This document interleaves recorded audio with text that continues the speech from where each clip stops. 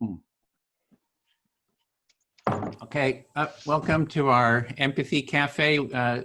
Thanks for dealing with the kind of the issues we've been having. Usually we just give out this link, you click on the link and you just enter, but it seems that Zoom's been having people sort of hacking into calls, and I think what happened is they've added a security layer and you have to have a password to enter the call.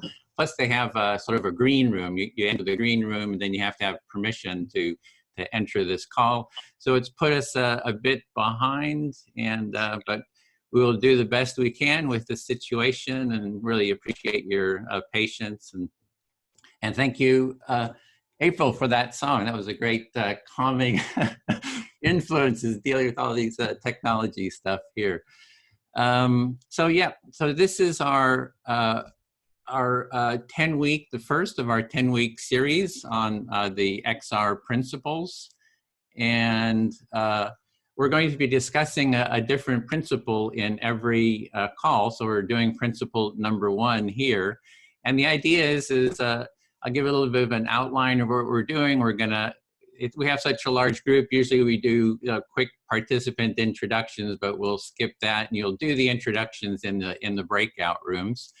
And so we're going to have like about up to a 10-minute presentation on principle number 1, and which is we have a shared vision of change and creating a world that is fit for generations to come. And then after that presentation, we're going to have a short introduction into how to actually do an empathy circle. And since we have so many people, we're going to be randomly putting people into circles. And someone will be facilitating. Someone will have to just be the facilitator and the timekeeper. So you're going to have to really watch like how we do empathy circles. Then we'll have go into the breakout room, and we're going to have about an hour and a half in the breakout room. And then we'll come back for the last, maybe about 30 minutes. We're going to go over a bit. We're going to have 2.5 hours. I think we might even end up going over a little bit if you can stay. So once we go, we'll go into the empathy circles, then come back into the full circle and do sort of a debrief. And if you're needing to go, you can feel free to drop out at that point. So with that, maybe we can have April, did you want to give a little bit of an intro into that principle number 1? And April is from the Visioning, the Principles and Visioning Guardian, and one of the co-founders of Extinction Rebellion. So if you'd like to take it away. Thank you, Edwin. Yeah, I'm not one of the labeled co-founders, but I am somebody who's been woven in with Extinction Rebellion since before it was Extinction Rebellion. I met the co-founders as Rising Up. And when they unrolled to me this particular vision for changing, for rebelling as a tool to system change, I was really enthused by the idea and became involved in talking about it, generating interest in joining us. And so from before Rebellion days, I was involved, and I'm really privileged to have been woven into Extinction Rebellion, since those early days, and participated in the ebb and flow and all the changes, and watched the growth, and watched the sort of sudden mushroom of growth, and the panic of what we're going to do now. It's been quite a journey. And I was initially asked right at the beginning to be part of what was called the Guardianship Circle. It was a small group of people who had been woven in since the beginning, who kind of took on the role of looking after the principles and values, checking documents and paperwork as it came out, and just kind of feeling into the sense of whether whether we were kind of keeping on track into the kind of the principles that had been laid out at the beginning. And it's been quite a journey growing into those, feeling into a kind of embodied presence with them. It was really clear right from the beginning that the principles and values were a little bit like that terms and conditions tick box. People read through them and went, oh yeah, I can do that. And then maybe never went back to it. You know, we're suddenly involved in all the action and the drama and the excitement and the risk sharing and the prosperity of deeper connection. There were so many beautiful things winding them in. Why did they need to go back to principles and values? We didn't need to talk about that. We'd already agreed that we shared those. And that, of course, isn't really the case. As you get to know each other, as you become deeper wound into each other's life, we begin to see all the differences in the ways that we are engaging with these principles and values. And really, when people were going to go and reach for them, the time they were going to reach for them is when they were in crisis, when they were in tension and conflict with people. And then it was bring out the principles and values, and you know, who's not, you know, it was like back to kind of, because when you're in tension, when you're in conflict, we kind of lean back into what we know. And there was the sort of system, the justice system that we currently live under, have grown up with, have been educated and parented into, that somebody's wrong and somebody's right and two people have got to sort it out. And these principles were somehow going to help us sort that out.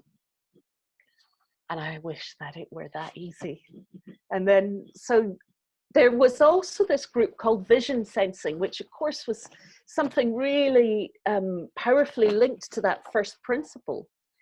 And they didn't really have a home, and guardianship decided to invite vision sensing, recognizing as things unfolded the way they did in that sudden expansion, that having a vision, not necessarily one vision, but talking about our visions for change, were becoming increasingly important for people to have something more than a short-term kind of grab for, and something that we could really live towards, and that guardianship would support vision, and visioning could support this engagement with principles and values. And so we joined, and not that long ago, you know, and visioning had already been doing a great body of work, but not really had a home to have it fed out to the rest of the movement.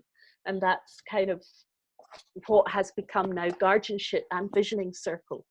And so one of the pieces of work that they brought that made such a deep impression on me, that I'm so glad that guardianship could provide that home, could provide the vehicle for work like this to come out. And this was one of the guardianship and visioning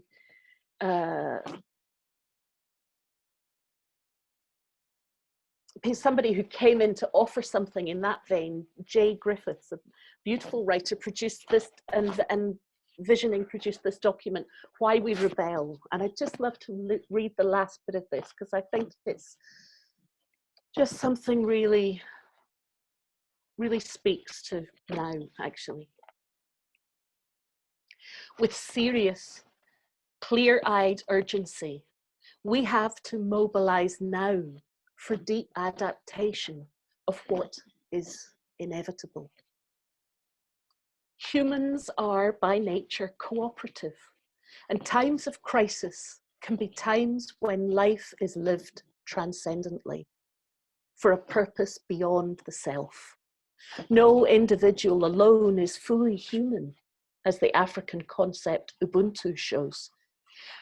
Our humanity results from being in connection with each other, believing that there is no them and us, only all of us together. Extinction Rebellion seeks alliances wherever they can be found. We are fighting for our lives, and if we do not link arms, we will fail, because the forces we are up against are simply too powerful. We need you. Extinction Rebellion seeks an economy that maximizes happiness and minimizes harm, that restores soil health and the honorable harvest, taking only what is freely given from the wind, sun, and tides. In a decarbonized and relocalized system, it embraces frugality for the sake of fairness. It seeks to restore a sacred rightness to the world, to everything its season, the beauty of its steady balance. It restores the right to dream relentlessly, gracefully, wildly.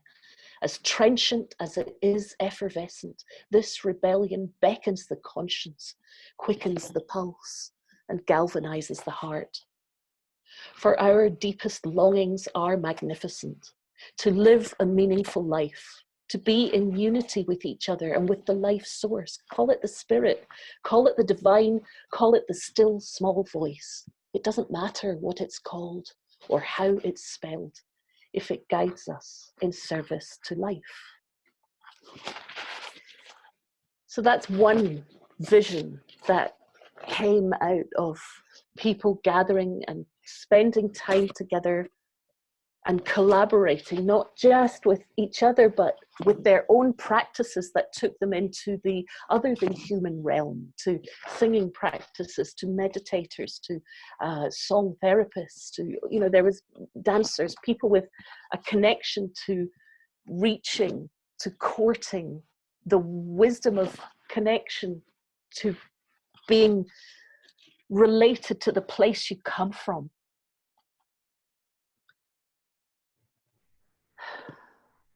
And there are other visions. My embodiment, my kind of leaning into this principle is about the collaboration that we can have when we share our visions for change, is where the magic happens, where there's something can spring out of that that is way beyond what one person could come up with. And how do we create spaces where we can share our visions for change and spark new ideas and new motivation to keep going in times of crisis? Very often that's answered with a, we don't have time for this, it's too urgent. Well, this is too urgent to not take time for.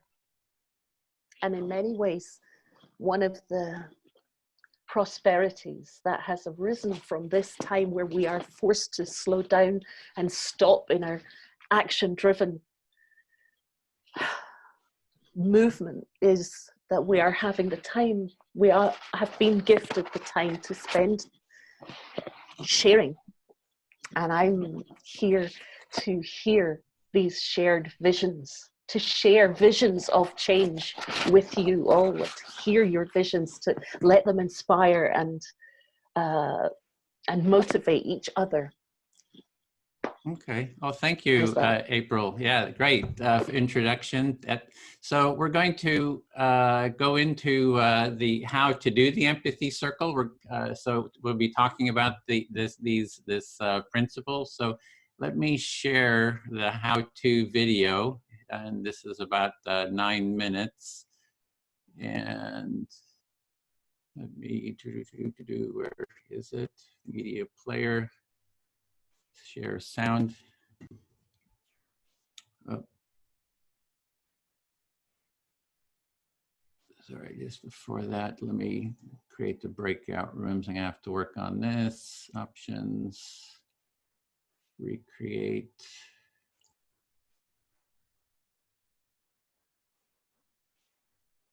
Okay, so here we go.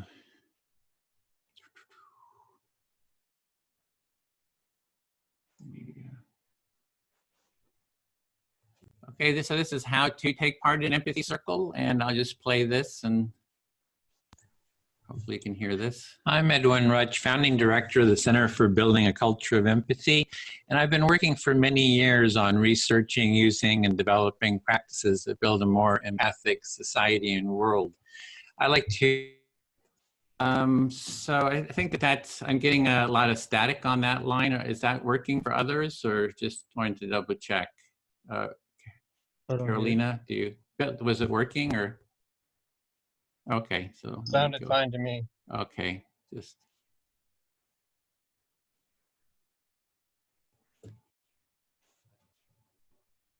Welcome you to this short presentation on how to take part in a basic empathy circle. I'm excited to share this practice because I find it to be the most effective gateway or first step practice for building empathic skills and way of being. I firmly believe that if the practice is widely adopted, it can contribute to greater well-being for all people and for the planet. So what is an empathy circle? An empathy circle is a structured dialogue process that supports constructive dialogue in small groups. And the process increases mutual understanding, connection, and trust between participants by ensuring that each person feels fully heard, seen, and understood to their satisfaction. The practice is based on mutual empathic listening, which is also called active listening, deep listening, or reflective listening. So why might you want to participate? Here is a list of some of the many benefits of taking part in an empathy circle. So one, it is an easy practice to learn and host. Two, it develops active listening skills. I find it's the best practice for that. Three, each participant is seen, heard, and understood to their satisfaction. The more silent people in the group get an equal chance to be heard. Four, it builds trust. When people know they will be heard, that really builds trust. Five, it supports team building. Six, it helps bridge personal, social, and political divides. Seven, it heads off conflicts before they happen. Eight, it helps resolve existing conflicts. You can bring a conflict into an empathy circle, and it is amazing to see how it can be unraveled and resolved. 9, it offers emotional support and healing. This is practice is at the core of emotional healing professions. And finally, 10, it is a foundation for other community building practices. So next, let's look at the step-by-step how to take part. An empathy circle starts with 2 to 7 participants. Here on the screen, we have 4 participants, which I find is an ideal number.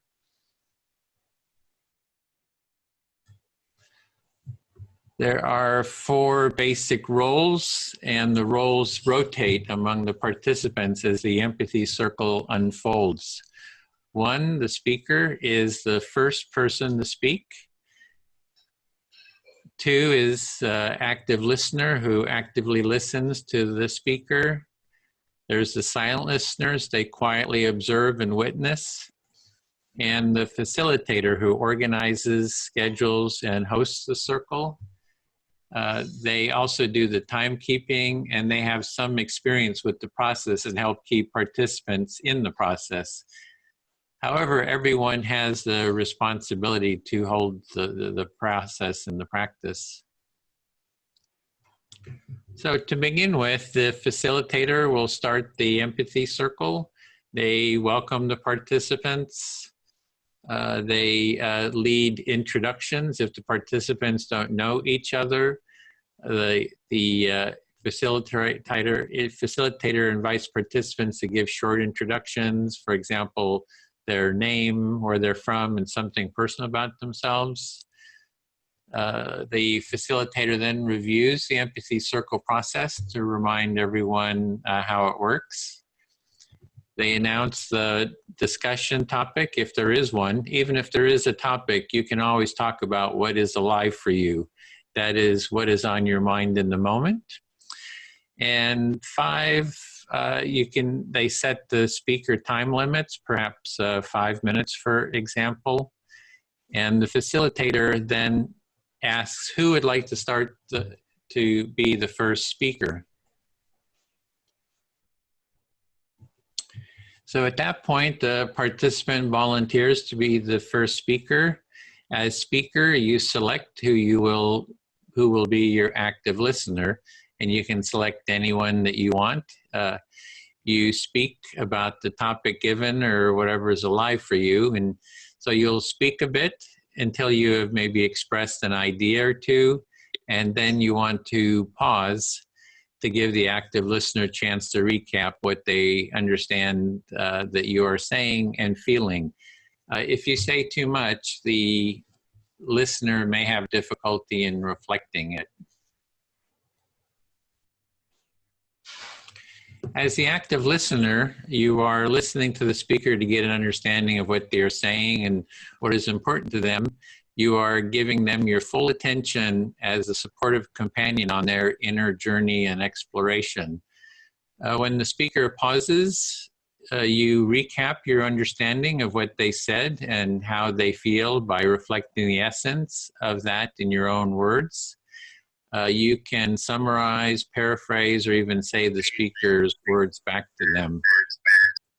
Even though you may have a strong impulse to respond with your own ideas, judgments, analysis, advice, and sympathy, or even questions, resist the impulse to do so because these common responses block the speaker from moving along their internal journey. You'll be able to say whatever you want when it is your turn to be the speaker.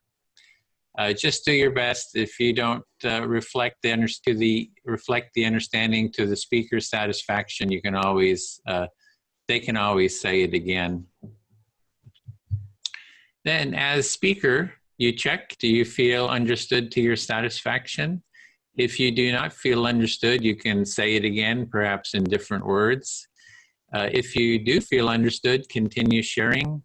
Again, after speaking a bit, pause to give your active listener a chance to recap their understanding of what you said.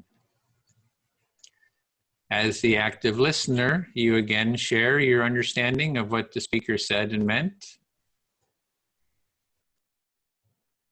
The cycle of speaking and reflecting continues until you, as the speaker, do not have anything else you'd like to say, or until you get a signal from the timekeeper.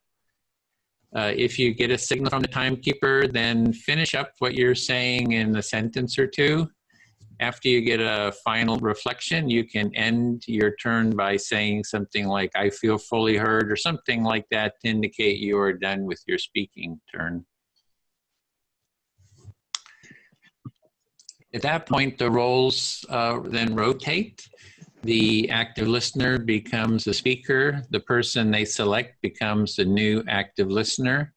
For everyone having equal time, it is good to select someone that hasn't spoken lately, but it is your choice. The others in the circle become the silent listeners.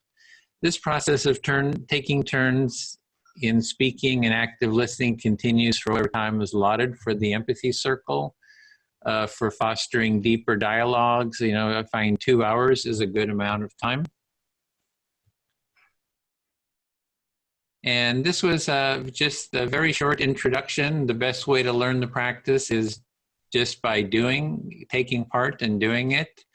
There is more in-depth material on taking part in an empathy circle and facilitating one at empathycircle.com.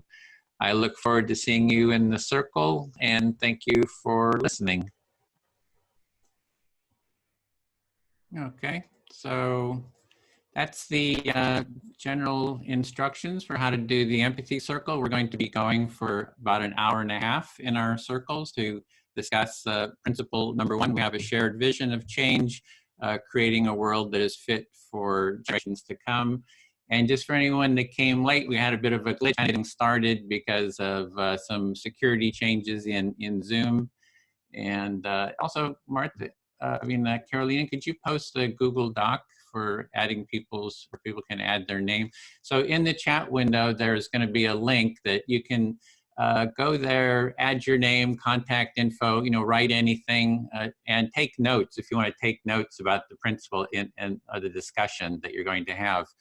We have, I think it's 8 breakout rooms. There'll be 4 to 5 people in each breakout room, and I think we have a facilitator for each one, or someone who has taken part in a circle before. For the facilitators who, I think, oh, we see we had to give Martha permissions, co-host. Just 1 second. And so you should make Martha is co-host as well. So for the facilitators, you can record the call in your circle. And let's see what else do we need to cover. So we're going to go till the top of the hour, then we'll go an hour and a half. So it'll be about the top of the hour when we stop, and we'll come back into this group to debrief. And I think we're ready to just go into the breakout rooms. Did I forget anything, Carolina or Martha? Got it all? So, okay, yeah. So you just stay within the process, use the empathic listening, and see you in the breakout room. We're going to open that up, and let's see.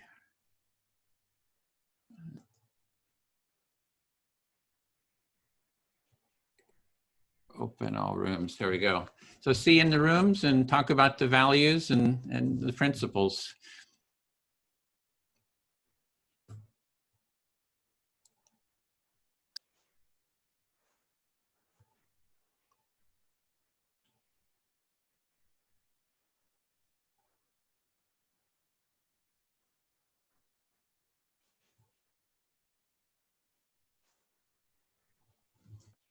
We're in Gloucestershire in the UK.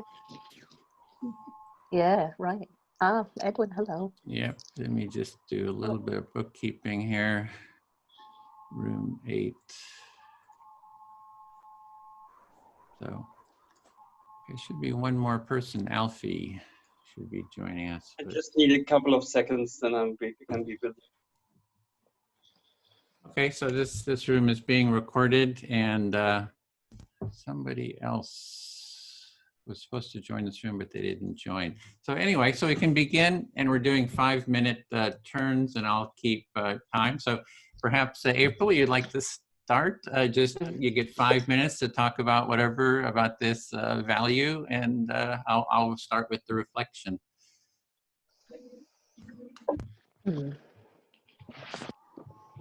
Yeah, thank you. I did think we were going to do a little check-in when we got to the rooms, I guess. We should do. Yeah, I should have done a check-in. Nice. I'm sorry, boy. I think all this kind of got me discombobulated. I'm curious about who, to know who's in the room. Yeah. It's great. I'm in Scotland at the moment. I'm visiting. I came to visit my mum and have got stuck here. And so it's very different. I'm in the middle of a city and I'm not used to that, and locked in a room. I'm not used to that. So yeah. And this is my homeland, and I haven't been here for a long time. So it is nice to be back in the earth that birthed me. Yeah, so maybe just share your name and just what XR group you might be and what city. So I'm Edwin Rutch from the San Francisco Bay Area. I'm part of the XR Empathy Circle work group. And so Katie, would you like to introduce yourself? Hello, yeah, nice. Hi everyone, I'm Katie. I'm from Gloucestershire in England, and I'm part of XR Tewkesbury and sometimes XR Malvern. Oh, great, thanks. And Michael? Yep. I'm Michael. I live in Frankfurt, the big one with the big airport in Germany. I'm part of the working group Regenerative Culture in Germany. Okay, so thanks. Usually we do a check-in at the very beginning, all with the whole group, but it was so large that we didn't do the check-in. So sorry to have forgotten about that part. So would you like to begin, April? Just whatever's on your mind. Yeah, okay.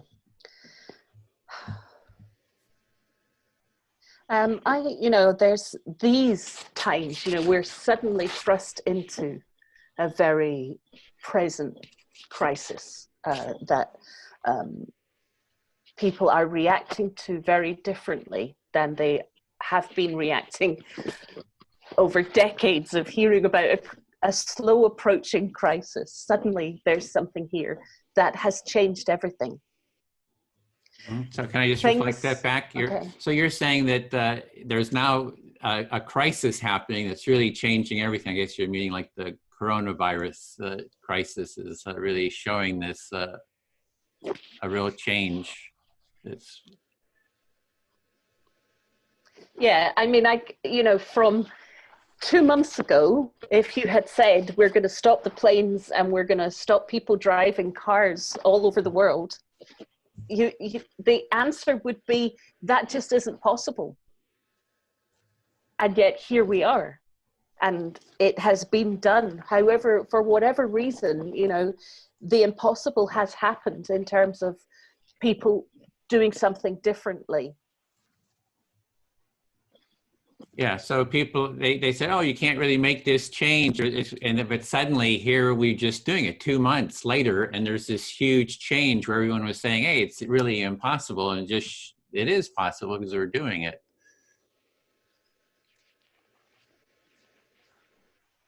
So where I am placed has also put me in connection with the type of propaganda that I wouldn't have accessed of my own choice. I'm sitting with an elderly relative whose friend is the TV and the BBC and listening to the news, and that's where the information comes from. And I wouldn't normally have chosen to root myself in listening to this. And I'm really conscious that the narrative driving the end of this is short term and everything will go back to normal. Business as usual will resume.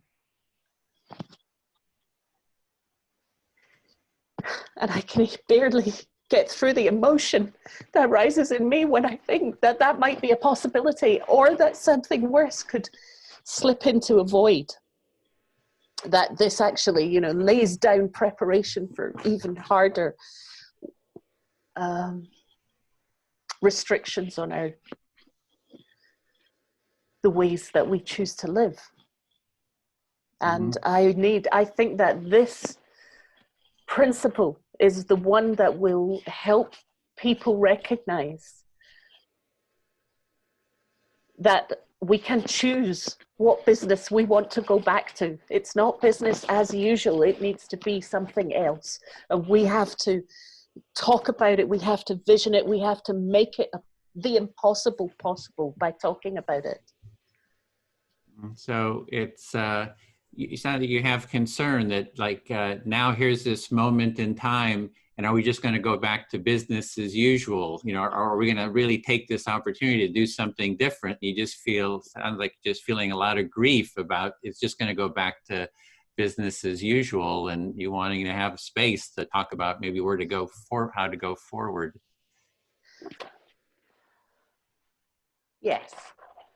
It's interesting that you pick up, I have a lot of grief. I have a lot of concern and care and compassion, and grief is one of the emotions that is roller coastering through my body in terms of physical sensations and being on the verge of tears and being in support calls.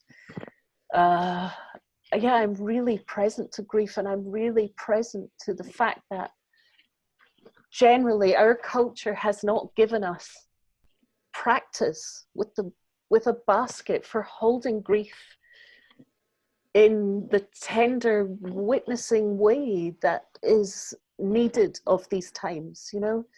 We can't step over it, get through it, cheer each other up endlessly. Actually, my vision of change is all about how we engage with death and grief and love, all kind of woven into the same basket. I welcome the conversations. Okay, thank you. Yeah, so we're not really dealing with these deeper feelings of grief and love, and you're really looking at how can we talk about these deeper feelings and sort of connect with them as well. Is kind of the essence, I think. Yeah, it's here. The conversations are going to happen. So thank you. Yes, okay. That's enough. Great. Katie, would you listen? Yes. Okay. So for me, what's coming up with the topic is we have a shared vision of change, and what I appreciate about this this principle is that it's looking at 7 generations out to include 7 generations. And I see that as really, if you want to include 7, think about 7 generations going forward, like what our actions are, that's going to take empathy. And so I think that empathy is really crucial to this principle. Okay, so you're when you're considering the shared vision of change, you're aware that you're thinking about 7 generations. And when you think about how huge that is, you realize how important empathy is. Yeah, so I would have liked to have seen sort of empathy. Let us empathize with 7 future generations. I'm always promoting empathy because it's really, I think that's what's missing. If we just think of ourselves in the present moment, you know, that's important too. But also to have some of our awareness, like, oh, what are the children, the grandchildren, the great-grandchildren? What is going to be their you know, their experience in life, and how are they going to live, and you know, what are we thinking, you know, how do we want their well-being to be? And that really takes us sort of stepping into their shoes and empathizing with them. So I just see that at the core of this value has a very strong empathic aspect to it, or a need for empathy. So when you're thinking about the present moment, it's very different than putting yourself forward into time ahead, 7 generations ahead. And when you think about grandchildren and beyond, and how vast that is, you realise how important the vision of empathy is. And it kind of puts you in a different mode, thinking in that way. Yeah. And then empathizing with myself, we had this you know, this glitch with the passwords. You know, we needed a password for this account, so it's kind of thrown me off a little bit. Like, oh, I had everything all nice and planned and time scales and everything. So this is a little discombobulating just to be, you know, having all this stuff kind of happen. So, and trying to, you know, like, oh, I got to get the password out to all these people, and probably a lot of people weren't able to. So I'm empathizing with them. They were struggling, trying to get in. They didn't, you know, they were trying to use the old link. So just kind of feeling a little, yeah, discombobulated. So empathizing with yourself, you felt discombobulated about the fact that we needed a password to come online, and it obviously put your mind in a bit of a spin. Mm-hmm. Right at the start of this, so you feel a little bit unsettled. You're also empathizing with the people that came online and struggled because they didn't have a password. Yeah, I feel fully heard. Thank you, Katie. Thank you. Can I choose you, Michael? Sorry, there's a moth keeps flying by my head. Is that okay? Of course. Yeah. I've been out in the garden, which has been really nice, for a few hours, planting some raspberries and just thinking, and that's been quite helpful because I was feeling a little bit trapped in with work before that. It's really interesting listening to both April and Edwin. I've been there, I think, with the grief.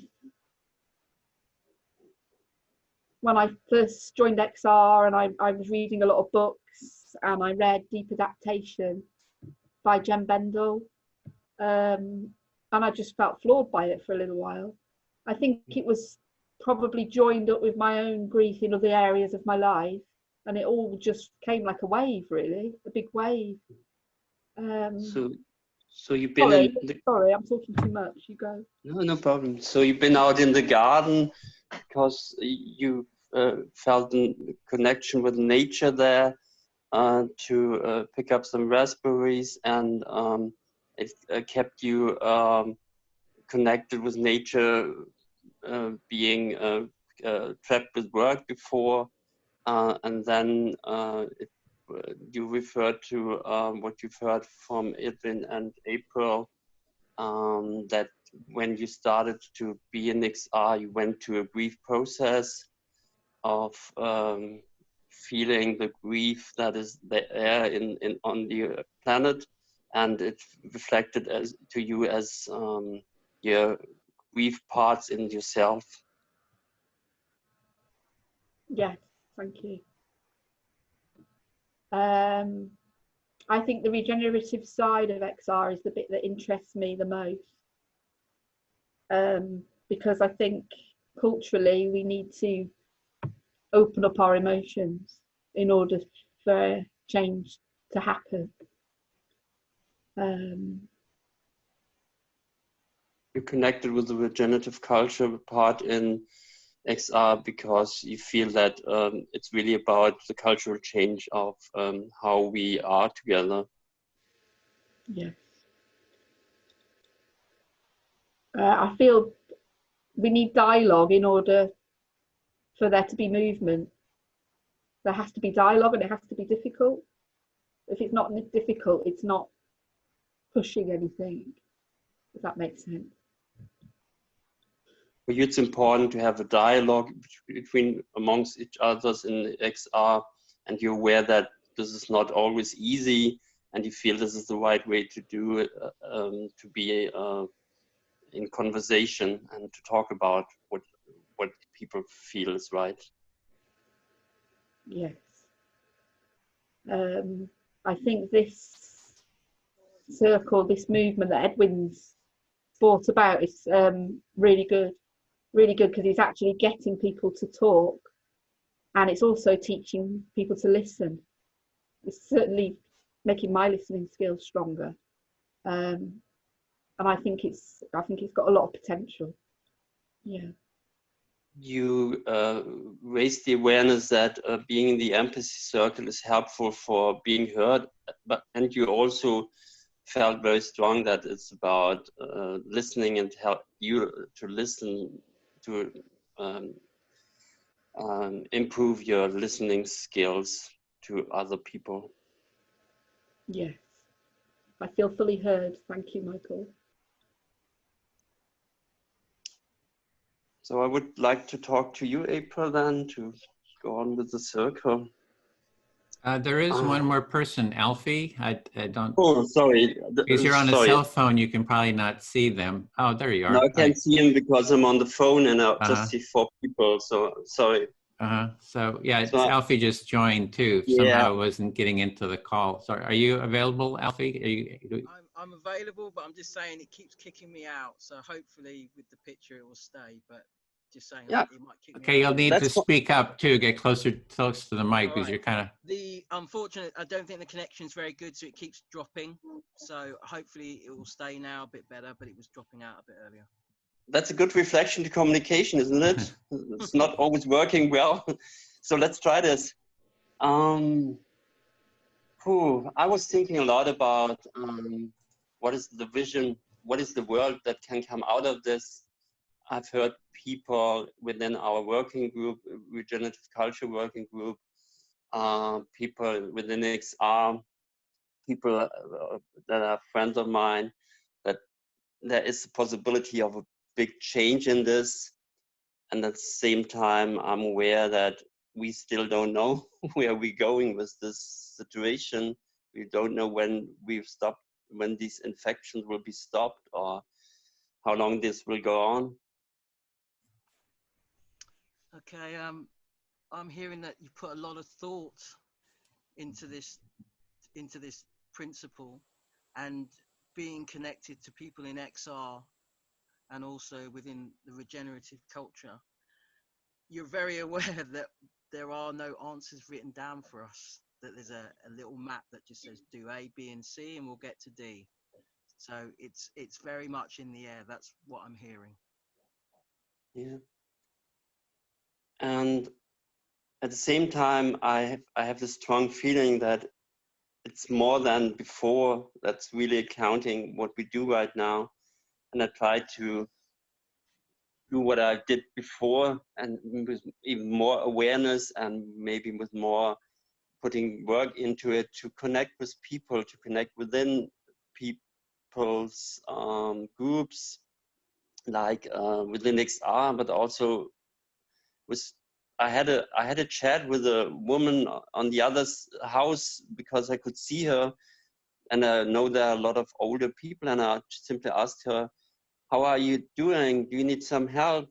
And I can feel that the people are more responding to this talking by a stranger, because they can feel that we have the same problem right now, everyone. Okay. I just heard that you were talking with other people, but you've reached outside of what would be your comfort zone, talking to other XR people who might well have the same kind of opinions and be open for conversation. And it sounds like you've stepped outside of the comfortable and gone to talk to somebody who is someone we need to talk to, and ask them what were their needs, what were their wants. And I think also that the time period, the unfortunate time period we're going through with this virus, may well have opened some doors, opened some hearts, opened some minds. So you had that opportunity to talk to them, and it gives you a chance to speak, Yes. and voice, ask them what they need. A little gap that you've been able to nip into. And the funny part is that that's what I always did before in my life, to approach strangers, to simply just try to connect. I can just feel that they resonate more to this than maybe before, or there is something of the energy in the air of this connectiveness. And I'm pretty much with this feeling that April gave into me, that I've tried to avoid to feel too much right now, but I've been there before already. What happens if we just like push back everything and go back to normal? What am I gonna do with this situation? How do I deal with that? And I try to do everything I can that this is not the world we be changing into, because it will be a different world in many ways.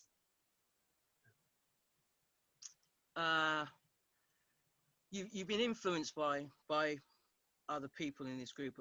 Obviously April, and her words have definitely touched you, and you're looking outside of your, I would say your door, and you're seeing a very different world and its possibility for change.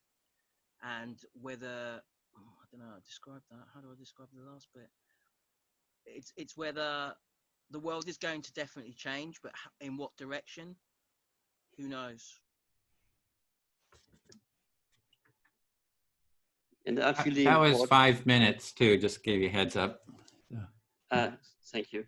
I just wanted to add that I feel this importance, and I'm honored to be with this grief part, because I felt the importance already before, to really feel and go through it with the climate crisis. And I feel the same with the situation, all this grief that is already here and there and will be more. To find a space where you can be comfortable to discuss uncomfortable feelings is special, and gives you the chance to voice that feeling with other people who have the same feeling, and that can, it just sounds like you might well be comforted from that point. Yeah. Thank you, Afi. I feel fully heard. Thank you.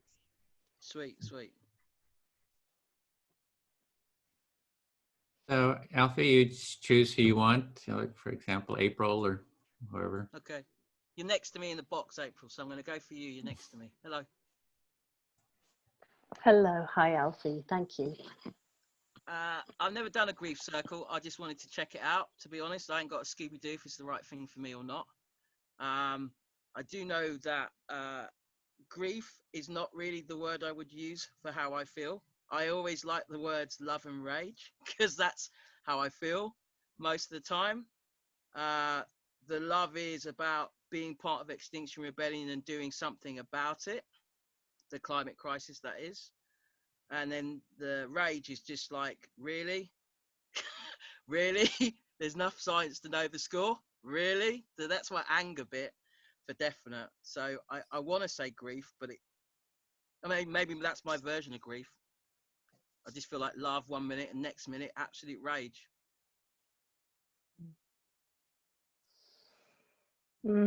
Thank you, Alfie. I hear that you have a curiosity about grief. Maybe, you know, that it's mentioned here, but I guess maybe you've heard grief circles being mentioned within XR, and you're curious about it, but it doesn't feel to you at the moment that that's a feeling that lives in you, that you're more in connection with the feelings of love, that kind of, you know, the heart thumping kind of love, but also rage, that sign off that lots of people in XR use, love and rage, and that you feel yourself swinging between these two, or even being able to hold the two together, and that grief doesn't feel like it's, or you don't know if you've got a connection to that at the moment. Yeah. I walk in the world of drumming normally. I do a little bit for the tech, but I do drumming mainly. So the opportunity to talk to people is not something, is to be the Pied Piper and to open people's emotions up a little bit with a bit of music, and then other people will talk to those people who are watching us about the climate crisis. So I feel a little bit useless right now, because one of the main ways that I would be helping XR is through music, and that's not really possible. So I am feeling a little bit like the legs falling off. Well, the hands are falling off. There's no use for the hands at the moment. So I'm feeling a little bit stranded. Stranded. Yeah, I hear that. You, rather than being somebody who's talking through the emotions, you have been somebody rooted in communicating through the magic of sound. And drumming particularly, you know, drumming is all about vibration, and it opens people up to a flow of communication. You know that you're moving people from the conversations that they're having, and sound is so instrumental in that. And that not having that connection right now with being able to drum and meet with others and drum, sharing that connection, that you're perhaps feeling a little lost and without your people and your way of sharing your gifts.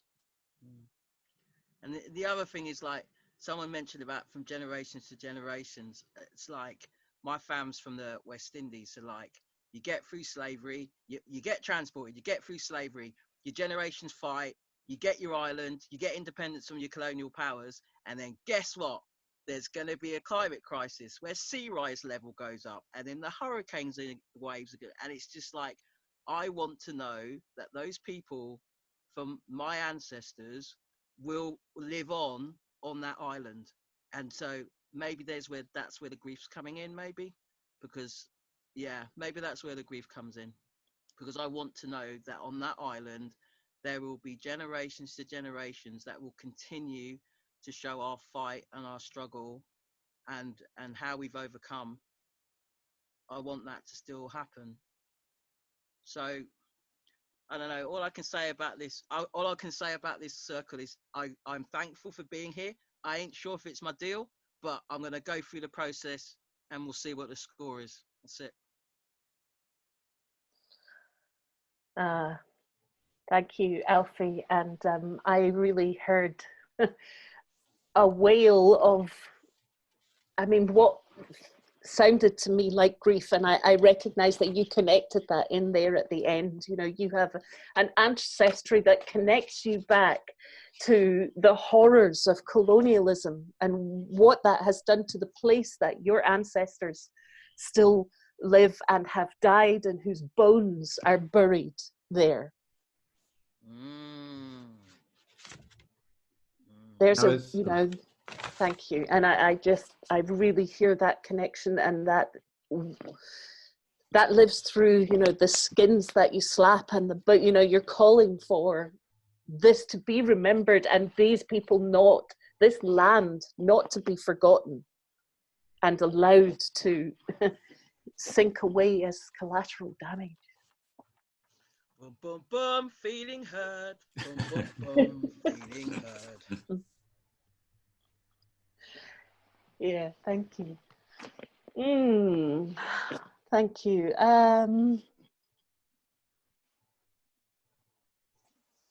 Wow, I'd love to fire right back at you, Alfie. I'd love to continue sharing.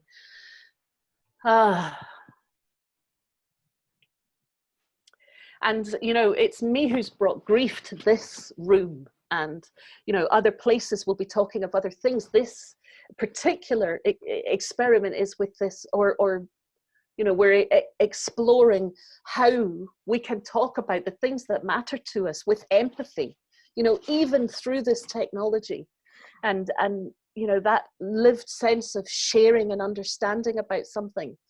And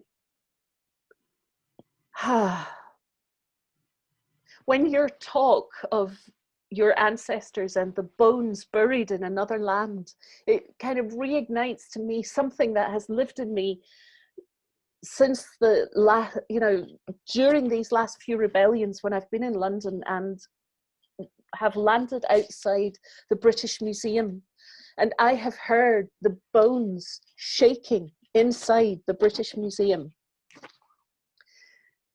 rattling.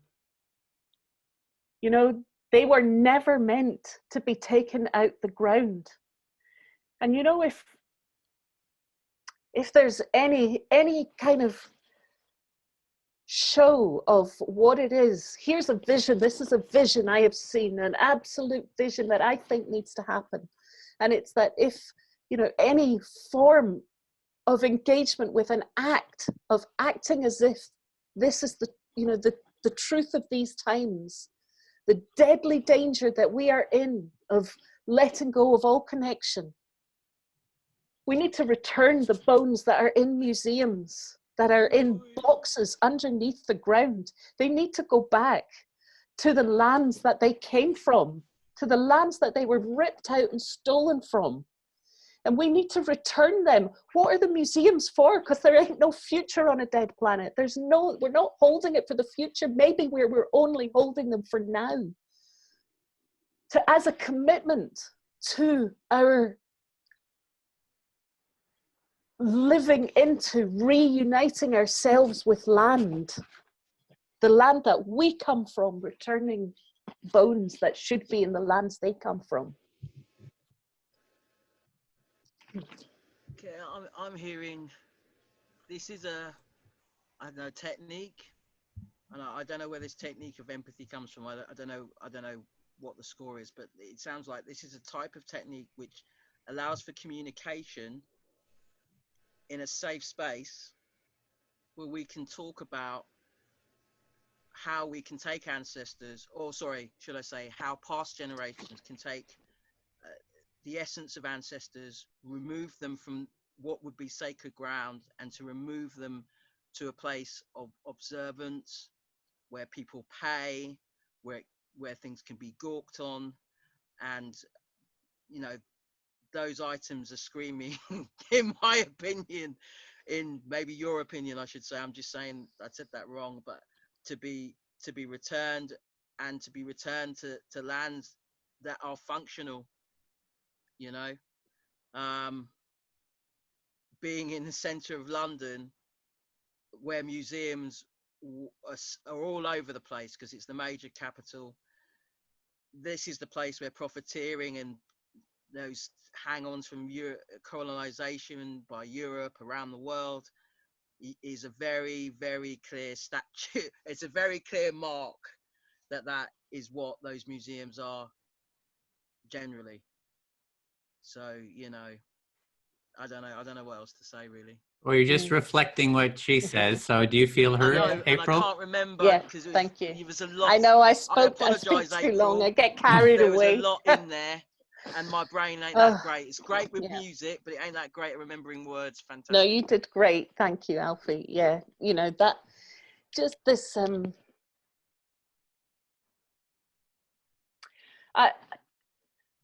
30 seconds, so just yeah, heads up. okay, just a vision, yeah. I guess that's, you know, that's already taking place as people are, you know, there's already some people engaged with burying bones on these lands, you know, returning artifacts. And I think that would be a significant step for me in re-engaging with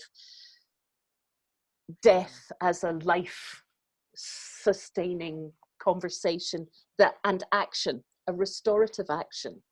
Thank you. I can't say ditto, can I? Oh, I've got a minute. Brilliant. I've got a minute. No, just to reflect back what she said, and then it'll be your Okay. turn. Well, the score is that there is an awakening amongst Europeans. There's no doubt about it. I think Wakanda was a big thing.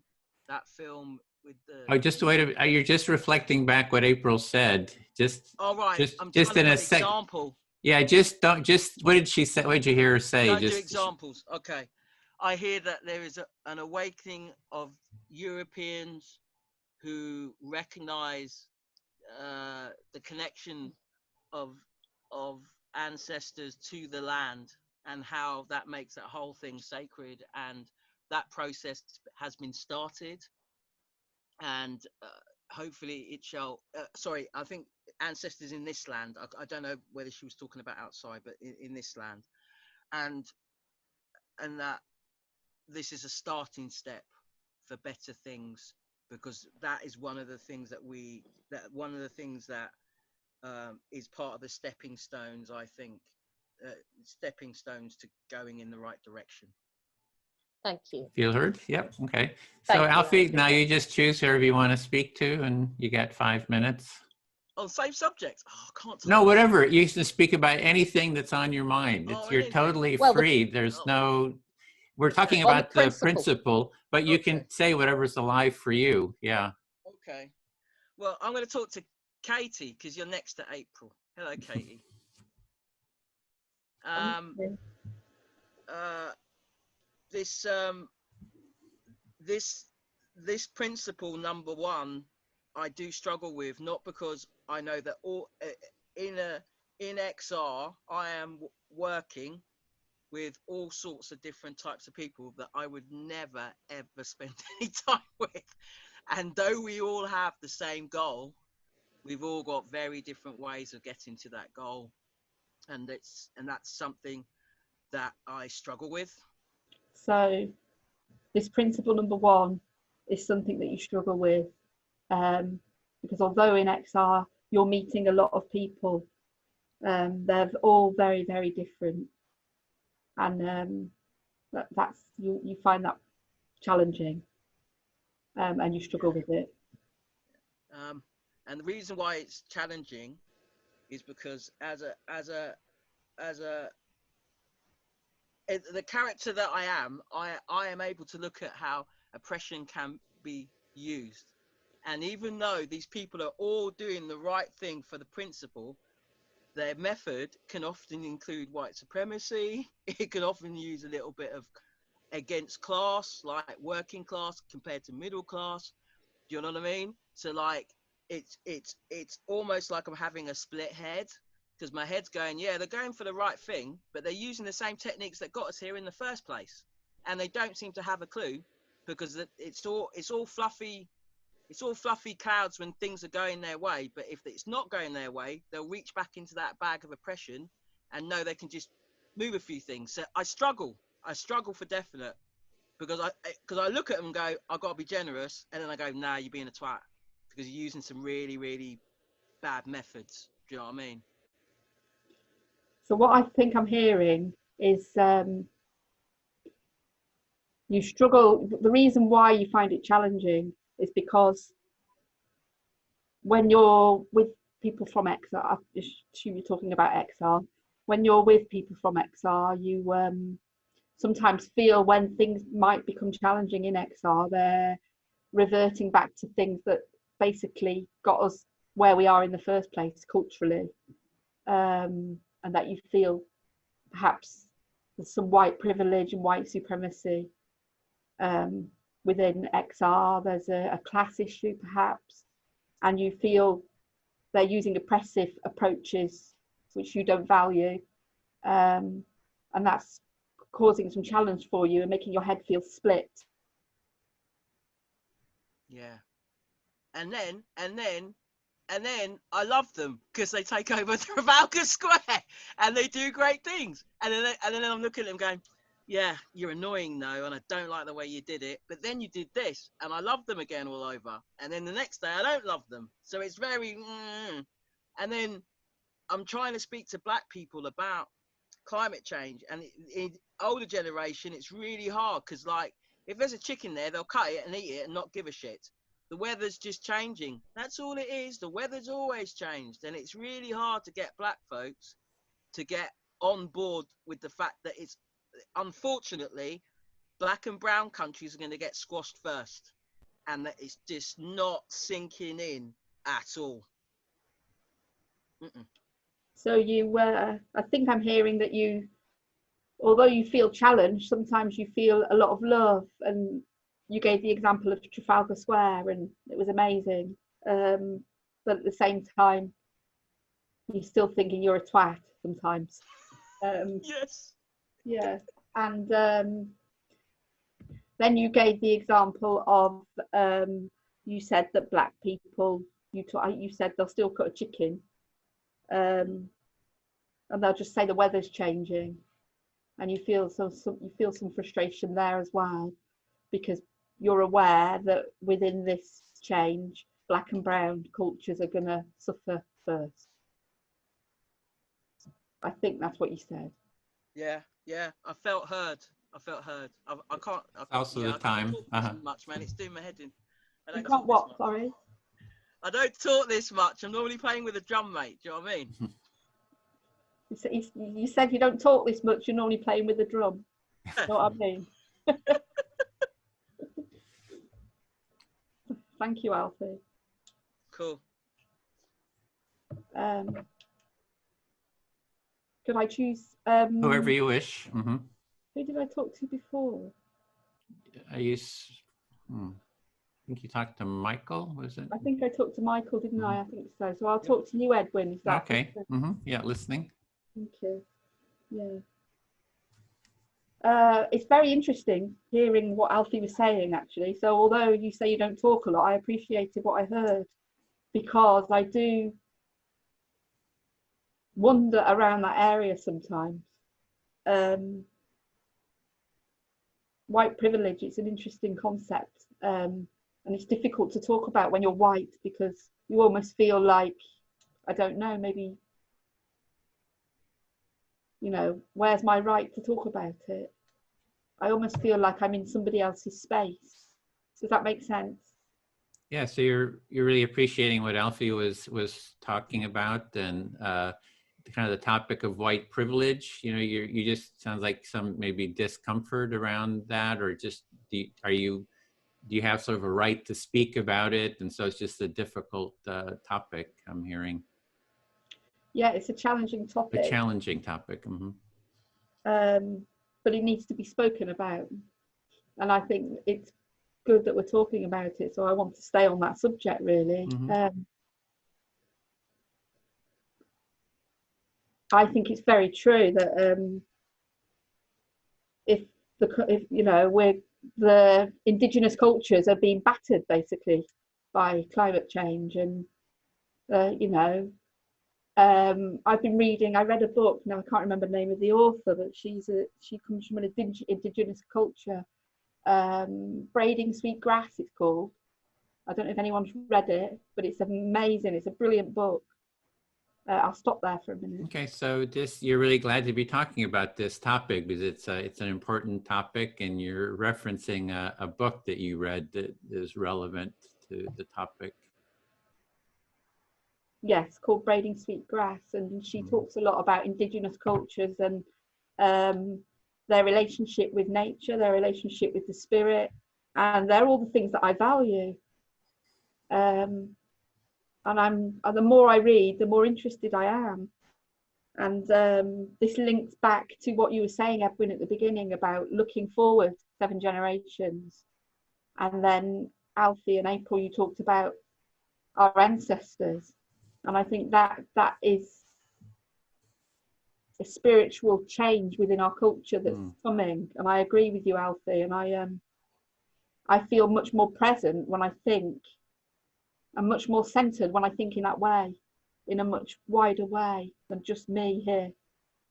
So this book is referring to sort of like emotions and values. It's the spiritual aspect of life. And I'm kind of getting that you feel that that's like an important aspect to look at. And I don't know if I'm getting that quite right. Yeah, but no, I think you are. I think you are. Mm-hmm. And I think the regenerative side of XR should be, and is, in terms of the way it's been written, is about some of that. And it is absorbing that kind of spirit, which is why I've been drawn to XR for that reason.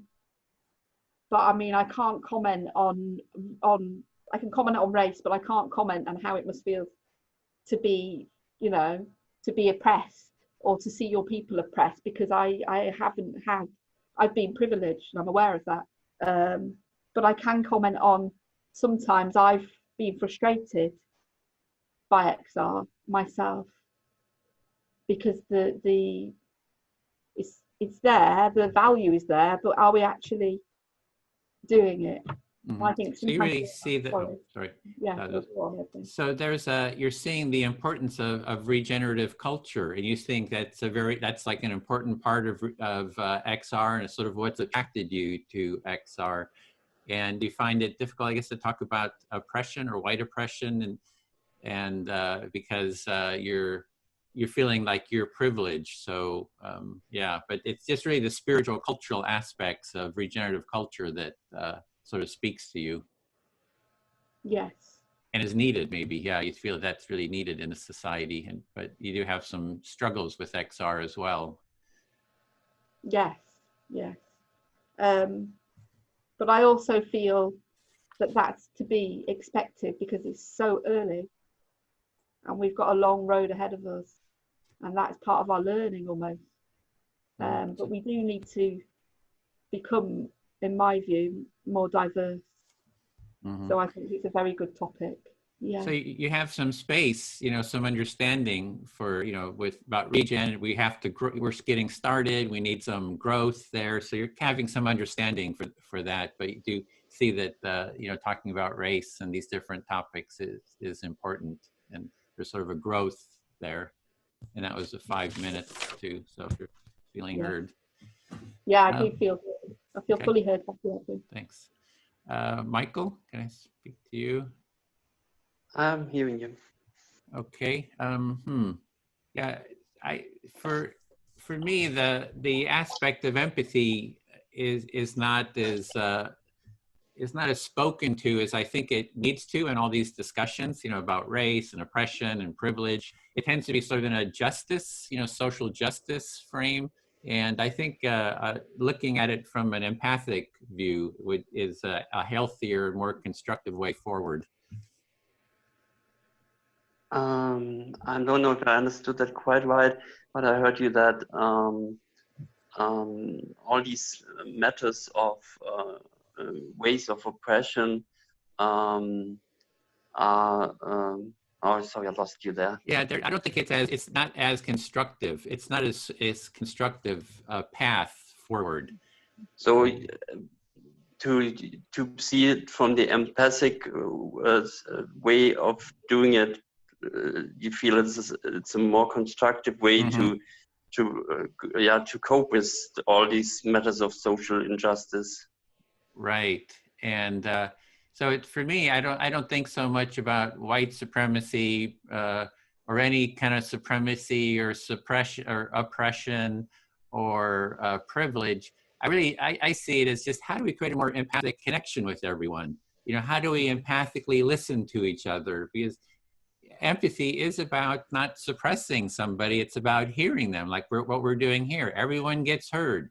Like whoever you are, you get your time to be heard to your satisfaction. And I just think it's a healthier way forward. So you focus very much on the way how we listen to each other, to be empathic in this kind of way, in these empathic circles. And by doing this, it's not so much about who is oppressed and who is supremacist, because if you're being heard and you be able to listen in an empathic way, that's much more healthier and much more going forward with helping each other. Right, because we get to understand each other, we hear each other, we know what we're feeling and understand why we're feeling what we're feeling. And so it's, instead of sort of judging each other, saying, oh, you're oppressing me, you know, you're oppressing me, that just gets into a lot of judgment. And, you know, so, and, but you can, in an empathy circle, you can talk about that and be heard about, if you do feel oppressed, you can, you know, talk about your feelings of feeling oppressed. So I just think that this dialogue, you know, an empathic dialogue is really a constructive way forward. By meeting in an empathic circle and empathic dialogue, we are able to connect as humans and with our feelings, even if there are feelings of oppression that we feel, we're able to voice them in the empathic way and being heard there, and be able to bring these topics also in this empathic connection that is really helping us, instead of using the judgments against each other. Yeah. But the thing with like an empathy circle, you can judge somebody, you can be as judgmental as you want, and the person that's listening to you will empathize with your judgments. And that empathy almost like transforms the judgments. Once you feel heard about your judgments, I find they sort of just drop away and you start getting more real to what's under the judgment. So you can say anything you want in like an empathy circle. So be judgmental, be, you know, whatever. And so, but the person will listen to you and empathize with you, and that transforms those energies, is my experience. So I hear you that you have the experience that in the empathy circle there is all the space for all these ways of old cultural ways of doing things, like being judgmental, and by being the empathic listener, in the empathic listening, it will come out what is behind this judgment, because this is the core of the empathic listening, that you hear the person, and even the person is judgmental, you will hear what is the basic, or what is behind that curtain of the judgment. Yeah, that was my time. I feel fully heard. Thanks. Yeah, it was very good. Thank you. So I would like to talk to you, April. Hi, thank you, Michael. Having heard a lot of different topics, I feel bounced between several, and what comes at the moment most alive in me is the connection with the indigenous knowing. The answer, in my vision, that we are nature, and the only way we will ever survive in these 7 generations is to be in this understanding, or to come back to this understanding. Thank you. I heard you connect most with, in all those conversations, with the indigenous wisdom aspect, and that call back to nature, as opposed to human nature being separate from nature, but to recognize we are nature, and that this will be the vision for you that will allow us to see 7 generations. But there's something very strongly in me, knowing that, understanding that we are connected with each other, and that we're connected with nature because we are part of that, is part of the same tree. It's part of the same connectiveness. So the connectiveness is not only between us, it's between us and all other that is with us. Interestingly, I heard when you said connectedness there, I also heard kind of empathy, you know, like that maybe we're reaching for empathy with beings other than human, not just in this oral listening, but also in a full-bodied listening might you know, court that connection of empathy with other than humans as well. And it's interesting, by hearing you listening to me, this image comes again that has been there before. I remember when I saw this movie Avatar, I was almost freaking out and crying. And what just came when I just thought about it right now is that one of the most things that really struck my heart in there was that they have this part of I'm feeling you, I'm hearing you, which is empathy.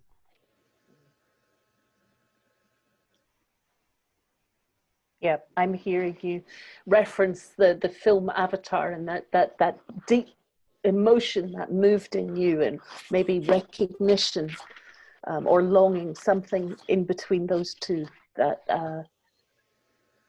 and that it calls to you in that way. I hear you, I see you. That really spoke to you. And that's my vision. What we can come out of this and what we can do right now is to see the people in their suffering, in their grief, in their horrible health situation, like people in New York, and to feel them, to be with them.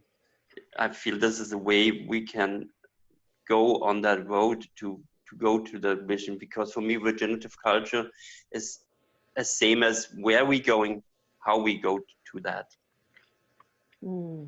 I hear you recognizing, acknowledging a power in the bearing witness to the horrors, the grief, the sorrow, and that will give us a pathway, I guess, to transformation. Yeah. And for me, it's again the balance that has been before with the climate crisis. It's a balance between my life and the others' lives, between my feelings to cope with this situation, and at the same time to have space in my heart to feel that grief, but not taking away from it or with it, to stay centralized and stable with myself. So it's a whole dance to cope with situations like that. But that's the way to go, I feel. I hear your recognition of this, a kind of tightrope balancing, dancing on an orange on a tightrope. And how do you balance this, the grief and the weight of what we're bearing witness to, and also still be able to take action and have agency and keep moving, you know, not be overwhelmed by it. And there's something, yeah, to do with balancing and how you hold yourself within that. Thank you. Thank you for hearing me. Feel fully heard. Thank you, Michael. Katie, I'd love to come to you. Hi. Hello. April, there's just a little bit of a shuffling noise on your microphone. I don't know if you're touching it or if it. Oh, right. Yeah, it keeps rubbing against, so we're hearing kind of that rustling. Sorry. Okay. I'm sorry, I'll hold it away. Okay, thank you. Oh. So much kind of comes up for me in hearing and really listening to everybody's conversations, and I kind of heard little glimpses, I think, of kind of what people were calling in almost as vision, their visions for the sort of transformation that we could look towards. And I'm really hearing in Alfie, you know, this I did some of the decolonizing mind training offered through Regenerative Cultures that's rolling out now online, and I was absolutely blown away by the invisible oppressive structures that I discovered that had been layered into me in my education and my parenting. There.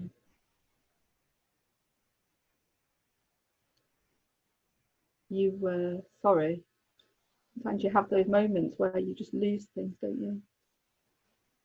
I mean, I guess I was just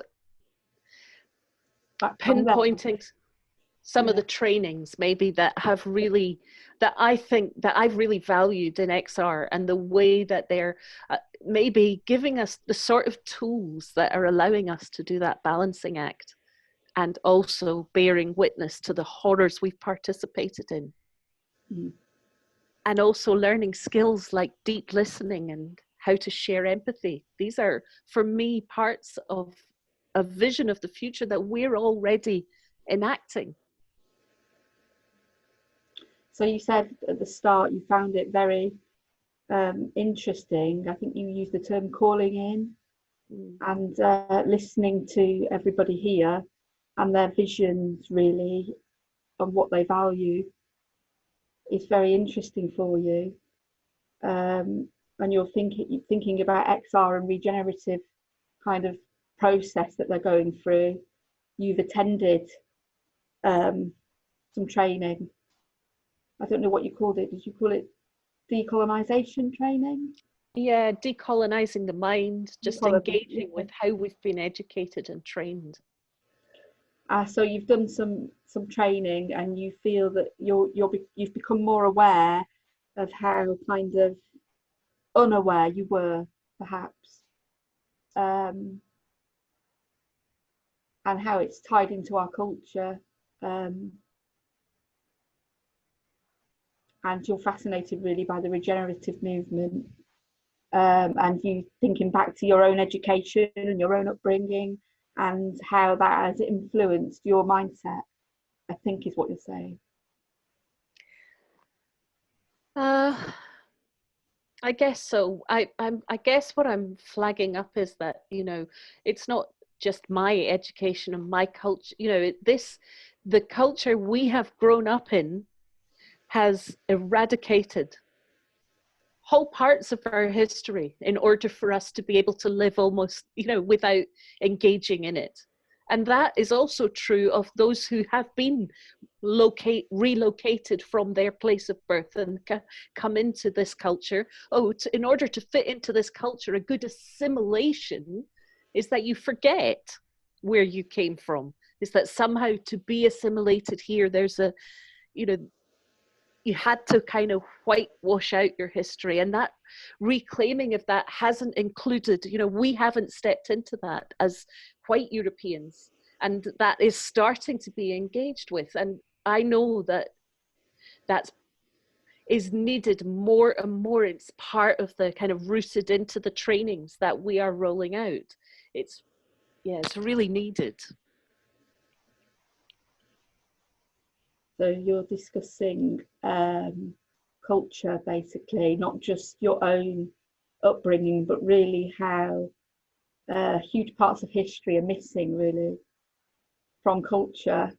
You've discussed how people lose their sense of place or their sense of home, and they're brought into this culture.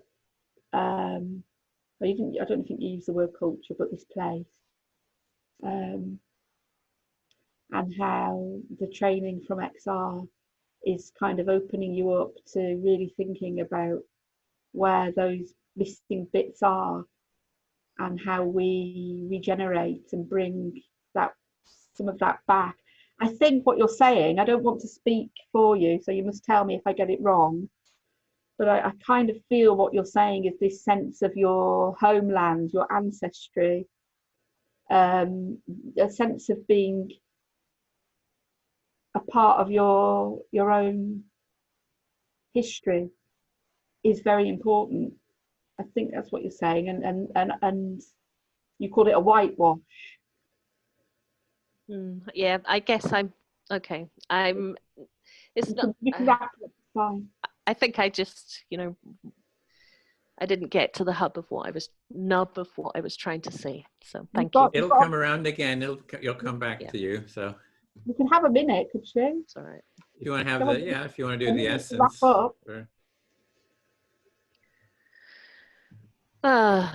I think maybe this was demonstrating the point for me of sharing our visions for change. As it's written in the book, it says, as it's written in our website, you know, we have a shared vision for change. And what has become really clear to me is that is not true. And I would, you know, my engagement with the future of XR would want to see that change to we share our visions of change. And in sharing it, in a safe place where empathy can be exchanged, then we will, you know, give each other reasons to want to keep taking action together and sharing risk. Thank you. I'll try to sum that up very quickly, Edward. Please. The two bits that I really caught onto there was, rather than having a shared vision of change, which you don't think is true, we need to share our visions of change in an empathic way. Yes, that's it. Thank you. Feel better now. Thank you, April. Oh, it's my turn. No, it's Katie's turn now. Katie's You- good.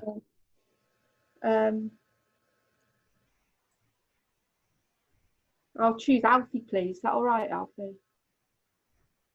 Yeah, thank you. Don't know what I'm going to say, actually. You get to a point where, I don't know, my mind is so engaged with what everybody else is saying. I find it quite difficult when you're going from listening to talking straight away. You're muted, Alfie. So.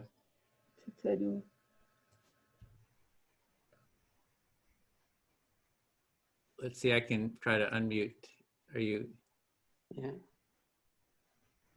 Are you able to unmute?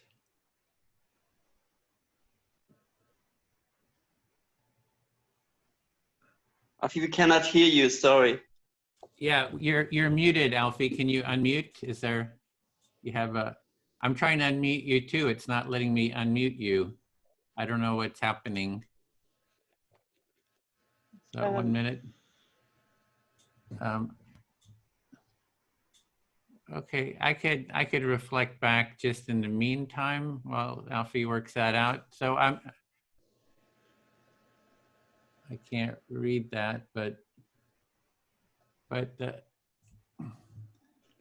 unmute. Yeah, he gets that. I think he hears us, but he's just having technical issues.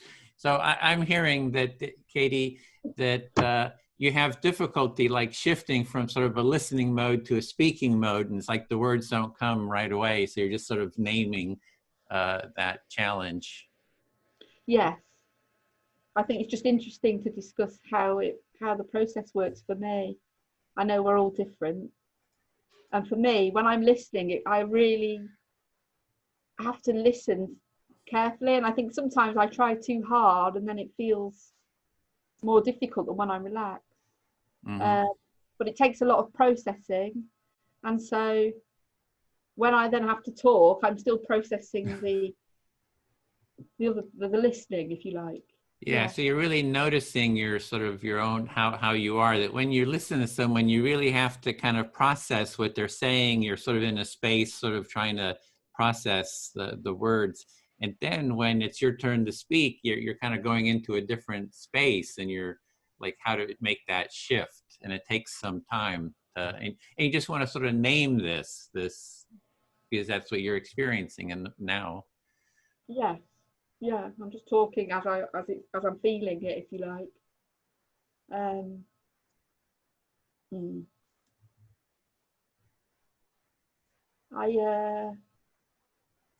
I'm feeling that this process is absolutely making a difference to my life. This is my fourth. It's only my fourth empathy circle. And I feel that I'm already becoming more fluid, if you like, in how I talk. I've got a long way to go, but I think it's really valuable. Yeah, so you're just noticing that this is a very valuable sort of a process, and you're feeling more comfortable with it, and it's contributing to your life in some way. Yes, yeah. And I feel we're very busy, a lot of us, a lot of the time. And we're so busy doing, all the time doing, got to get it done, got to get it done, got to get it done. And we don't have any time to reflect as a culture, and that has to change. So you're just noticing that there's this sort of cultural busyness. We have to do stuff and kind of go and go, and then we don't take time for sort of a slowing down and just listening to each other and reflecting each other like we're doing here. So you're just maybe have some appreciation for this. Yes, and I think the coronavirus has caused people that may not have reflected to reflect, because they're in a position where they've got time, their lives have stopped in a sense, or they're different, and it could have a massive influence on what happens next. So just sort of noticing that everybody's having to stop now, and they're having to go into that, slowing down sort of space, and just thinking that might really affect the culture, because, it might have a real effect on everyone to be more maybe aware or slow down. Yeah, and I have a fear really that when we move on from this, I don't think it will be over, because I think there's other things coming because of climate change. I think there's going to be a lot of crises ahead of us. But I think in terms of the coronavirus, I feel when this is past this time, I'm a little bit scared how quick people will forget. So having some concern that now people are slowing down, they may be connecting more, but because of the coronavirus, but when this is over, they're just going to go back to their busy way and sort of forget this value. I hope that's not the case, but I fear. I fear that, and I wonder if there's anything we can do about that, really. Yes, there's a real sense of fear that that's going to happen, and you're wondering, hey, is there something we can do about that to keep it from happening? May take some kind of action to keep it from happening. Yeah, we need reflective space, and this is reflective space. So I guess what I'm saying is, how do we open this up to more people? Yeah, so you're appreciating this as the reflective space, and maybe just spread this and open it to more people, get more people involved. Yes. I feel fully heard. Thank you. Okay, that was the time too, right on the mark. So Alfie, are you back? Are you able to unmute? You're still muted. Do you want to try to unmute? I'm muted now. Oh, no, actually, I hear you. Okay. Yeah. I sorted it out. It's weird. It says it's muted, but it is working. So, yeah. So I was contacted by one of these hospitals in New York. That's one of the hardest, slammed hospitals. And they want to have empathy circles with their doctors. So we're going to be doing that on Monday. So I'm really looking at how we can spread this, and we have to the frontline healthcare workers, for offering support for them. So the technique that you're using here and that you brought to XR seems to be able to be transferred over to the medical professions, because this, if I can relate back what you were talking, how this works, how this operates, is going to be very useful to health professionals who probably are time constrained, and it just sounds like it's ideal. So I think you're buzzing that you're going to get out there and be not get out there, but provide this tool to help frontline workers. Yeah, it's exactly. It's a space where they can be heard with each other and sort of spread it. So we have 10 residents in psychiatry residents at one of these hospitals are going to be doing an empathy circle on Monday. So And then they're very interested in, you know, replicating it and spreading it because it's very accessible, you know, and they have a real shortage of people to kind of help with sort of mental, you know, emotional, empathic support. So it could be more peer-to-peer mutual support practice for them. Okay, I'm hearing that there aren't enough tools, practice spaces, probably health professionals who can provide support to those who may have mental health issues, perhaps? Or just dealing with stress and anxiety and just overwhelm and burnout and grief and just all those difficult emotions when you're seeing people dying left and right. You know, it's pretty tough. Okay, so I'm hearing that you feel this is going to be useful because this is for people who don't have the time to process emotionally because of the job that they're doing, and this is going to provide them a way to express those emotions that they don't have time to actually feel while they're doing a job. Yeah, I feel fully heard. And you got 5 minutes, and that'll be the last one. So if you want to. All right, I'm going to go for the main man. What's his name? Michael? I can't see. I've got to find you up. Michael, if he's there. I'm here. It's a bit dim here, but I hope you see me. I can't see, but it's all cool. It's all cool. Okay. I'm still unsure about empathy circles. I'm still unsure about this. But then uncomfortable feelings are not a problem as long as after it, you feel that it's good. So I want to see if it feels good after I've done this. So I hear an uncertainty of yourself about this practice of empathy circle, and it relates to the question of uncomfortable feelings. And for you, it's important that at the end of this process, that you have a good feeling. That's something you really value. I think this kind of deal works if everybody does it. And from what I know of XR, there's people who just don't do no courses, just do. So you can't make these things mandatory. They've got to want to take that step back to step forward. So that's another thing that comes into my mind when I'm in this empathy circle. How many other people are going to be doing it? Yeah. Being in that practice of empathy circle just right now, you are looking to the people in XR and this energy of we got to do things, we got to move on, and you're afraid. I hear uncertainty and maybe also a question mark inside of you. If these people who are that we got to do this, let's go. If they really take that time to be in such a practice and such a process. The other thing that comes to mind about this empathy circle, excuse me, that's a Fanta. I lost it. What did I lose? I was going to say something really profound and my mind's just gone blank. I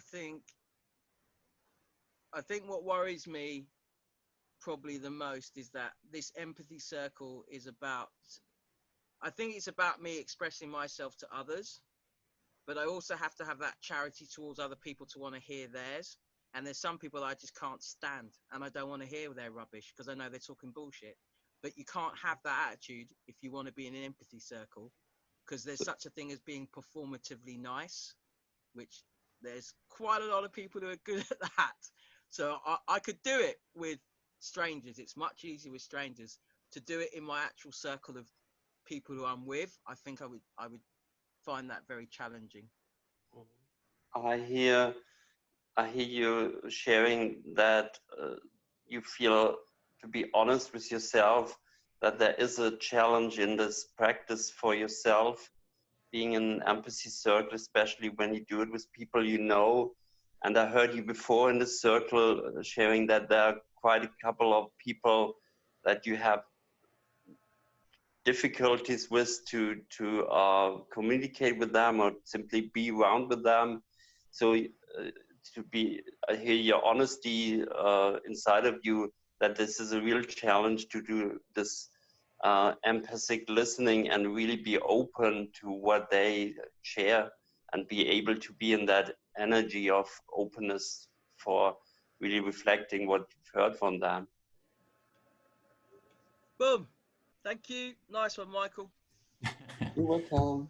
Okay, so that's the last time I'm gonna hit the close all room button. So we have 60 seconds will be automatically taken into the larger group. And so I want to thank everyone for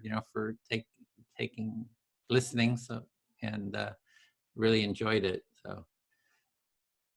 Oh. Thank you. Yeah, thank you. Oh, April, I didn't hear you. Did you? Yeah, thank Oh. you, Edwin.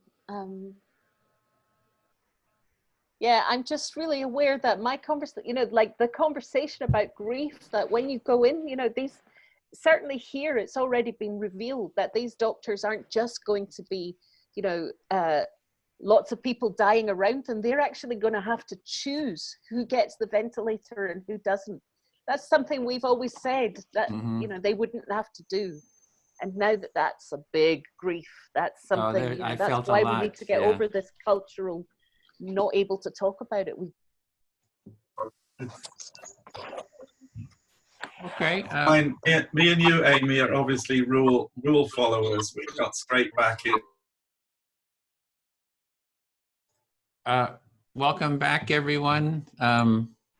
See, we got somebody admit. I don't know why they're there.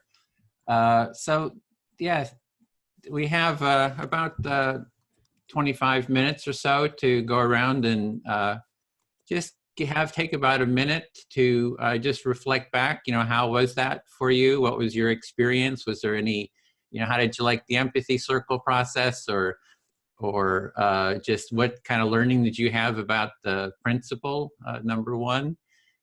Bill, would you be willing to call on people? Just go around and then otherwise mute yourself and then unmute when Bill calls on you. Hopefully that'll be efficient. Sure, I'd be happy to. I'll just, I might miss some people because I have two screens and things change and toggle. So when I get through, please let me know if I've missed you. All right, I'll just go on my screen, and the first I have Giraffe Social Enterprises. I want to know what that's about. Amy, sorry. Amy, okay. Just what am I doing? Some quick feedback. Just your reaction. That's you get 1 minute sort of feedback on how was the experience, any insights, It's kind of clunky, for want of a better word, to me. I think there's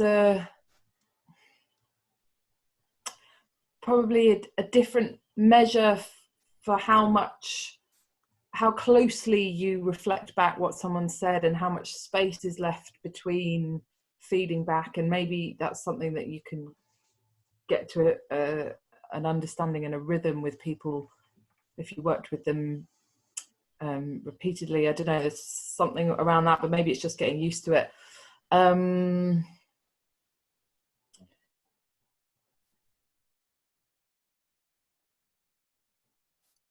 You went into mute. We got the first part. You just the last okay. part. Okay. Yeah, I'm quite used to just I do a lot of listening exchanges where I just talk for 10 minutes and I'm just listened to silently, and so there's a certain flow I get into with that, which was different here. This was kind of a stopping and starting, and I felt like I didn't really get much to the principles, but then we talked about it in a different way, with lots of kind of converging between bits of other people's ideas, and yeah, it's a different thing, I suppose. I think that'll do. Thank you. Jamie? Yeah, sorry, it just took a second to unmute myself. That was interesting. I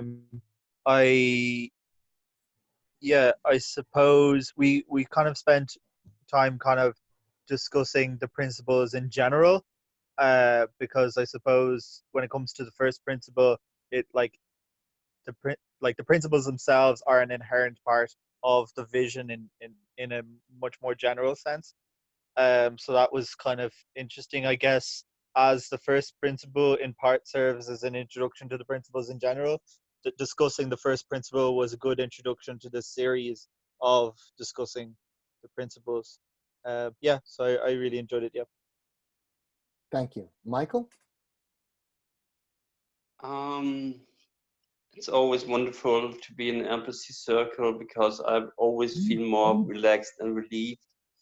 There was a feeling of, oh, I'm with this important guys. So I was with Edwin and April, and that went away by simply being in connection. And a couple of emotions and topics like grief, decolonization, indigenous wisdom that will stay with me, and I'm still processing what I've heard there.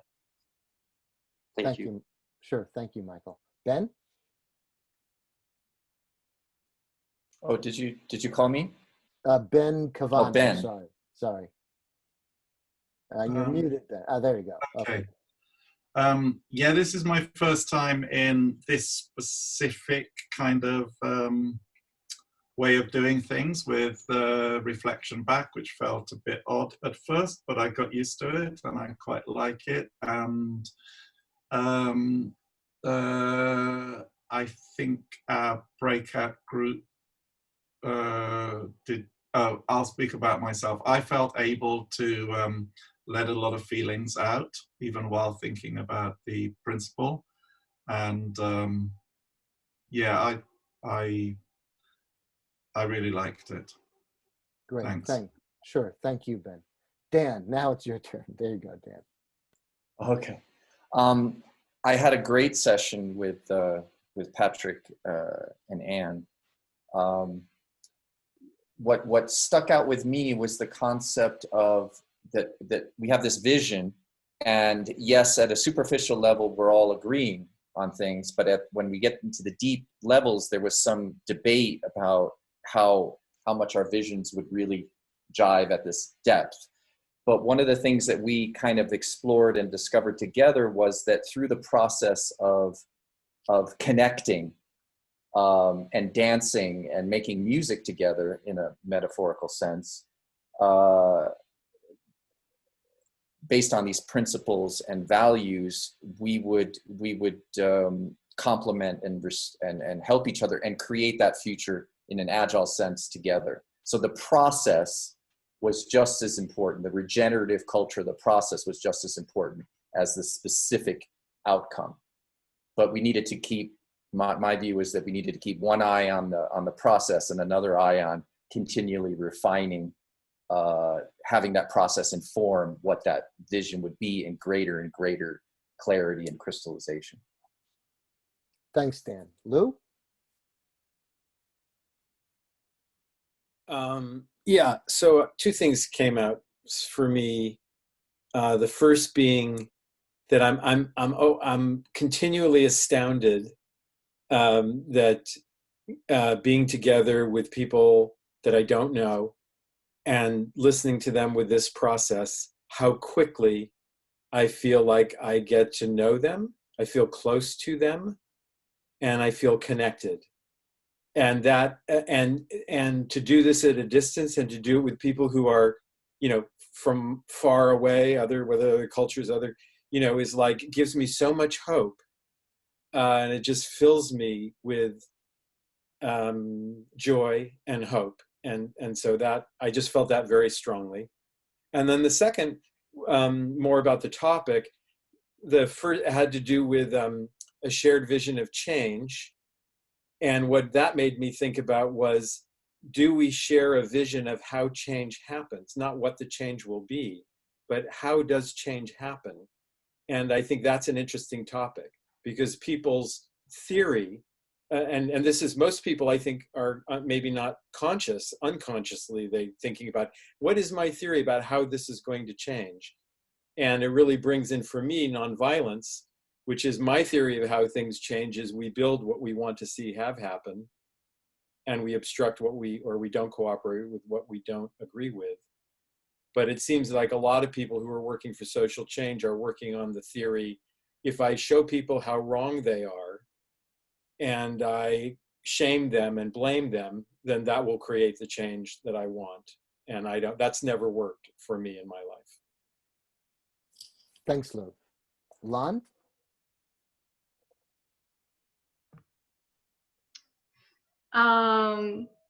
When we're starting to talk about a principle, we talk a lot, or at least me, about the conflicts, like the problems that arise when we're trying to create a social movement to address these big problems. And what I slowly felt throughout the process of Empathy Circle was that the way we were communicating, and that was like that was the tools that we need in order to have a shared vision, for example. And so that was yeah, that was profound for me, and also to be able to connect with people I never spoken to before through like online communication, and be able to, like, that is and to share our vision. That's something I'm gonna carry with me. Yeah, thank you. Thank you. Andrea? Well, I'll just second what Lou and Lan just shared. I feel that this circle has been really meaningful to me, and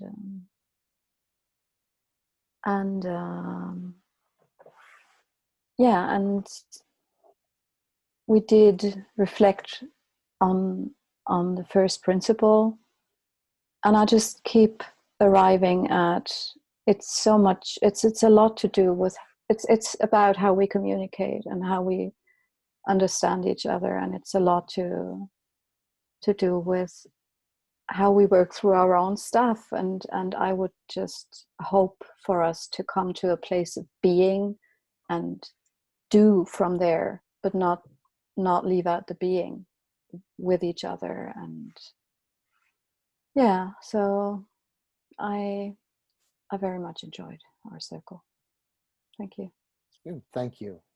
All right, so now I'm going to mangle your name. T. Ogum Hogan.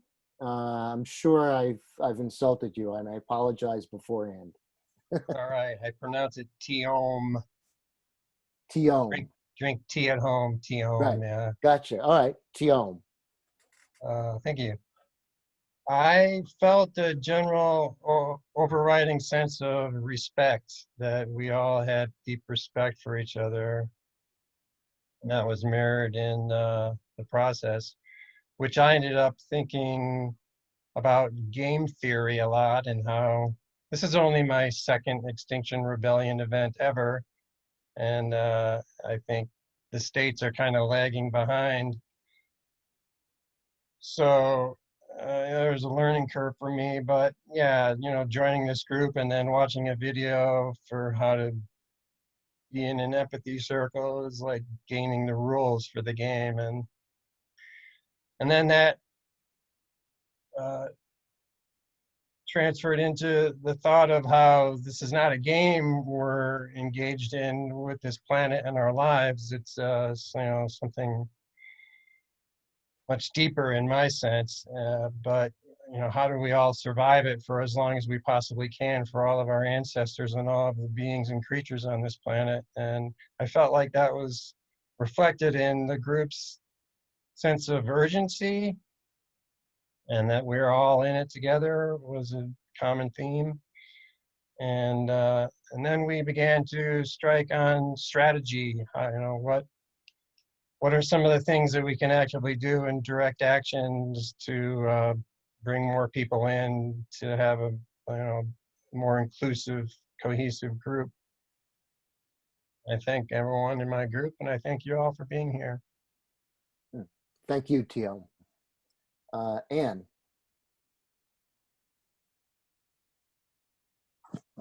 Well, I feel like I've just had a ball, really. I had such a good time. It was really interesting working with those two people. Thank you, Dan and Patrick. Patrick's unfortunately left. But it really did feel like we were kind of embodying the vision in the doing, the coming together and doing that as we went round. And it was expressed that, you know, what each of us was saying was being absorbed and integrating with what each other one of us had already had as their vision. So we were kind of this sense of building together. So kind of like it was the shared vision. It was just, and of course we didn't get to a whole huge thing, but to me, we do have, there's no doubt, we have a shared vision of change so that we create a world fit for generations to come. And it's dead simple in a way, but I feel really passionate about it. And I think my passion rubbed off. Great, thank you, Anne. Okay, and then we have two people, Sylvie and Jorge. So decide who wants to go first. Okay. For me, what came out of this session was really the being new to it, like the active listening, how much I can learn from this. And really like respect to all the people who really reflected so well of what I was rambling on, or like how long they can really remember things, and it is really because they listened. And the other thing is that there was a strong feeling that these principles are what they are, or this vision is what it is, and it shouldn't be changed, and like it's important to understand it fully rather than changing it, like rather discussing the wording in it or the words in it, but not changing it as such. So yeah, that's for me. Maybe you want to continue.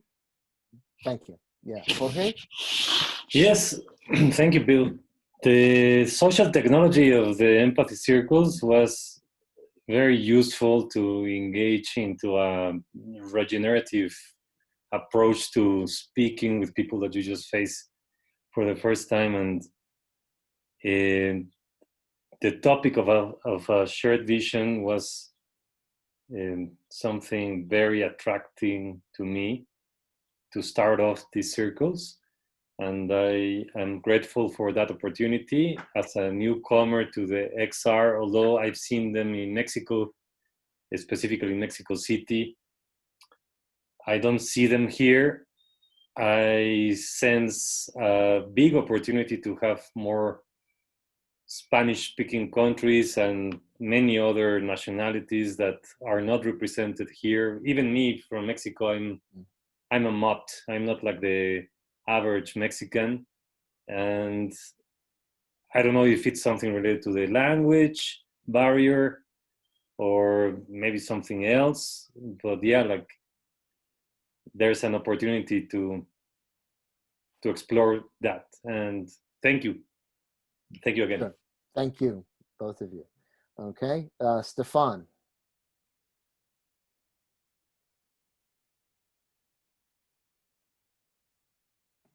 Sorry, thanks. Yeah, no, it's a fantastic experience. Really, really, really wonderful. I was in a wonderful breakout room with 4 wonderful people, and thank you to all them. I can't remember, I've written Lou's name down. I agree completely what he said earlier on. I can't even remember what it was that he said, but Lou, yeah, it's the way forward. And it's an amazing way to connect us like-minded people. And one funny thing I heard was, I can't remember who it was, but yeah, I don't know how Donald Trump will get on in this sort of environment, no idea. Anyway, thanks a lot to everybody. Thank you, and see you next week. Hope. Thank you, Stefan. April. Thank you. Yep, I enjoyed that experience. I learned a lot. I kind of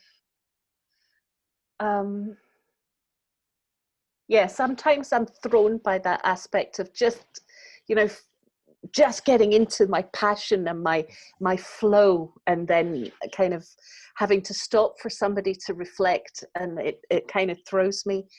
And also the really aware of how that is building skills that we use a lot in XR, in trying to be succinct, say what you mean, be listened to, giving people space to unfold what they really have inside them.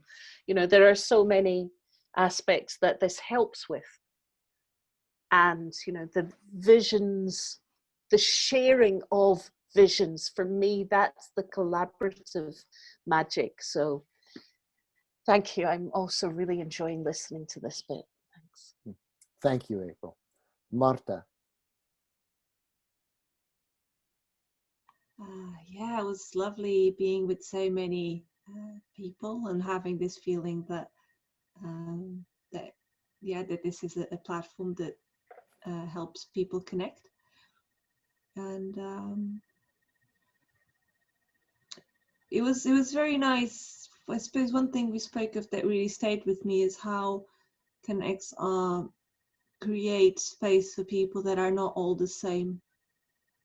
You know, there's a certain model or pattern that is valued in our Western societies, or has been for the last decades. And how do we create space for all that we have to offer? So I look forward to when that principle comes on.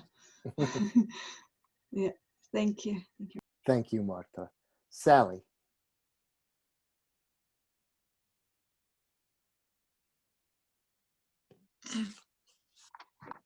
I was very tense in the beginning and just incredibly stressed out. And now, wow, it's all unwound. Very exciting. I had a great group. It was just fascinating, the ideas that came forward. And I unfortunately don't have the ability to see the Google and the notes, but I just take my own notes. Just some suggestions is that when there is frustration in your local groups, and I'm not saying I know what the heck I'm doing because I don't have a group, is active listening and well, just you know, it you need to say I agree, I understand, and as many times as it's necessary until they calm down. And that's all I have to say. Thank you, Sally. Ryan?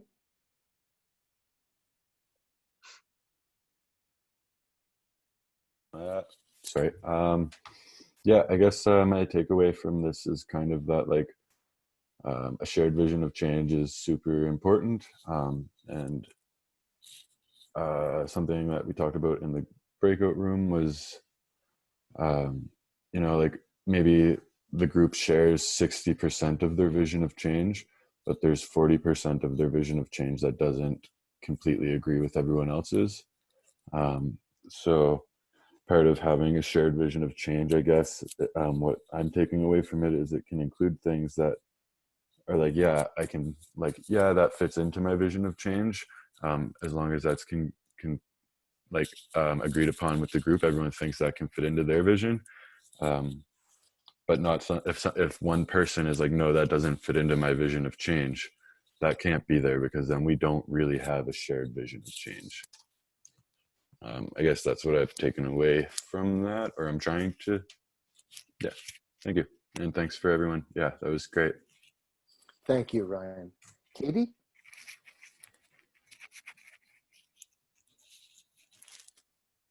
You're muted. Katie, you're muted.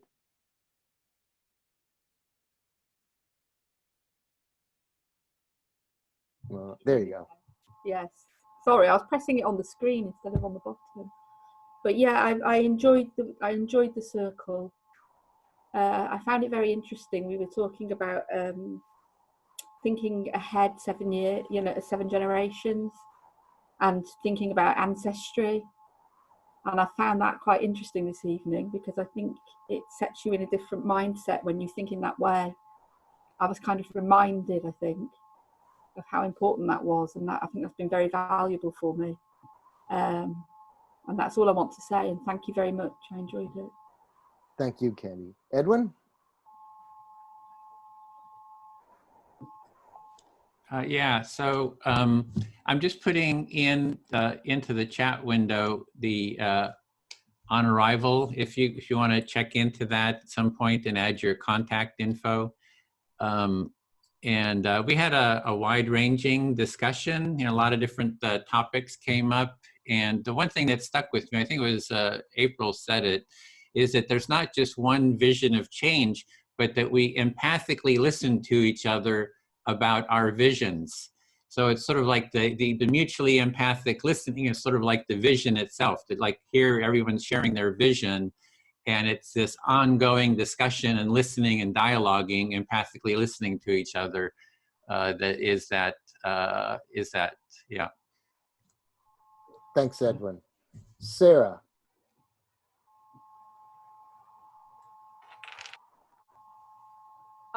Hi, Sarah Louise. Oh. I really enjoyed it. It was really interesting to hear everyone's differing perspectives. It was amazing to have someone listen to my scattered train of thoughts and summarize it so succinctly. And I'm really sad because I don't think he's still in the group to thank, but he did it really well, and I'm very grateful. It was really interesting to hear the points of views of other people in the group, and kind of seeing where our ideas overlap and where they don't, and hearing about similar issues happening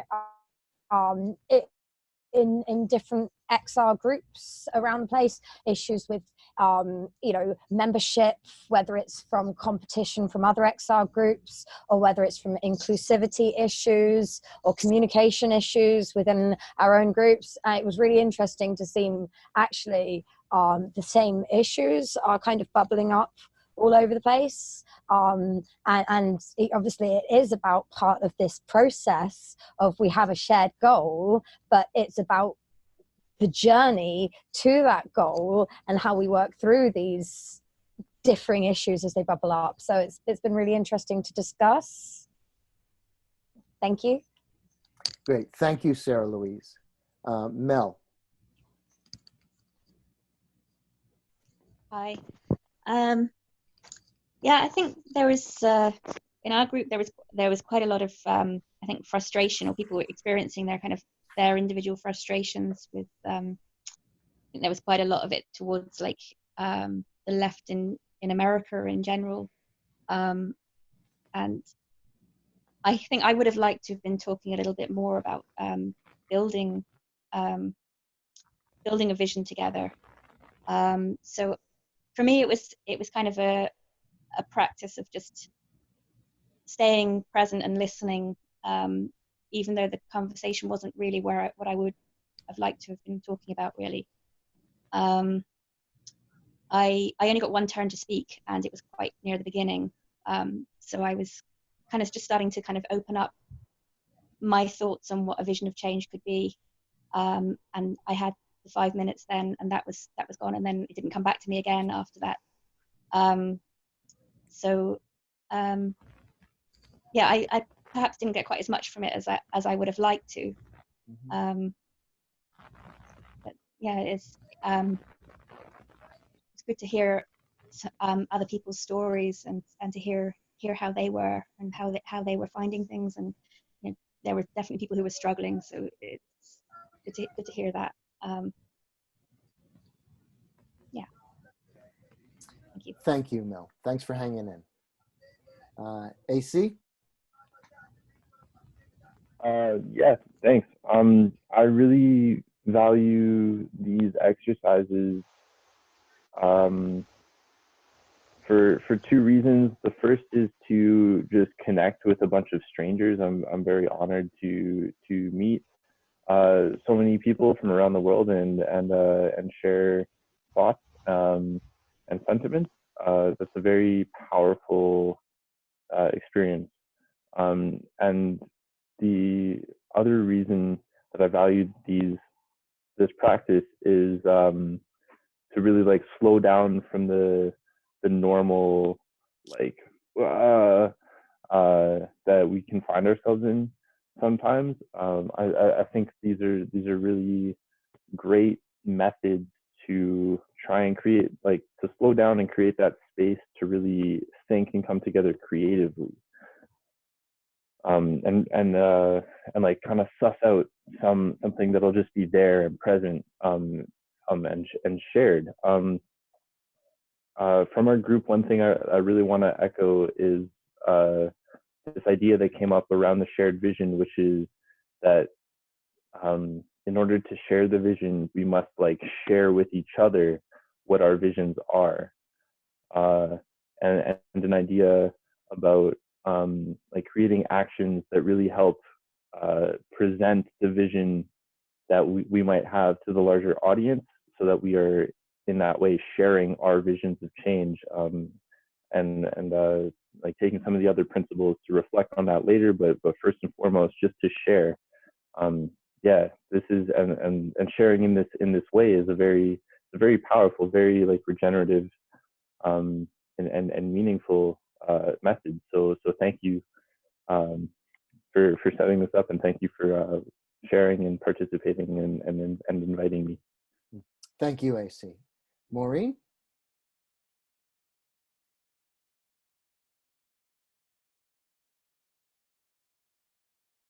You're muted still. Okay, can you hear me? Yeah. Yeah. So yeah, and I find the first principle, it's all embracing, talking about the future generations. And I find with, they call it a principle or value, I don't know, that everybody, that it's very general. There's a place for everybody in it, and every part of everybody. That's kind of our mantra in Ireland.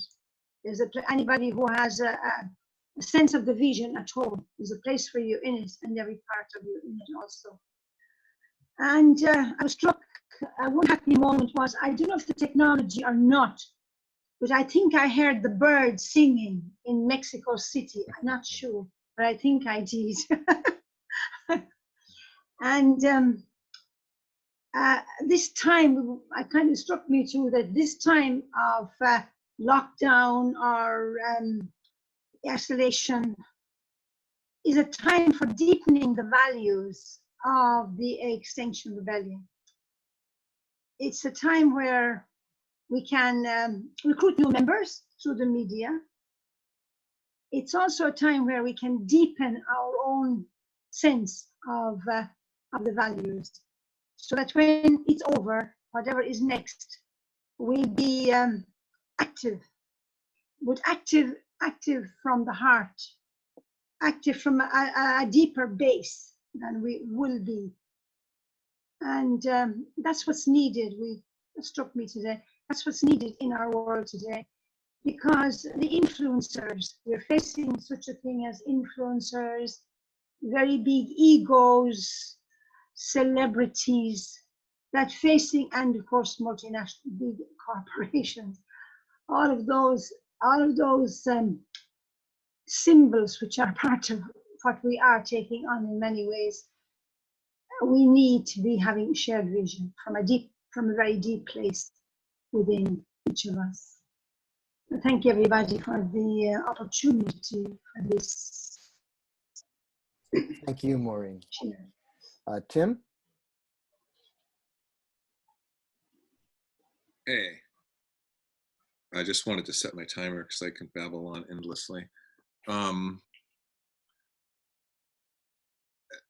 This idea of the future is fascinating to me. It hit me a few years ago that in a sense, all the future generations of this species and the species of our descendants all in a way have a vote about what we're doing right now. And they all vote green. And there's a near infinite amount of them potentially. And to honor those votes in their gigantic numbers is to completely change, in my mind, our idea of what democracy is. It's like if they have a near infinite amount of votes and they're all voting green, what the fuck does it matter what we say? We need to do what they tell us, what they want. And they all vote with one voice, and that is don't screw it up. And to me, that's an extremely powerful feeling. I mean, in a sense, I'm almost out of time, but all the ecstasy that they have potentially is shocking to me. Thanks. Thank you, Tim. Carolina? For me, were two things interesting. First, how we have to adapt to the process of focusing on somebody's speech. Somebody's saying something, and we really have to put aside our own view and hear the other person. And it requires some practice, repeating this practice to develop this easiness to switch, to listen carefully what somebody is saying. And the other thing about the first principle, I sense from my circle the feeling of struggle with joining efforts of different people for one goal, one vision.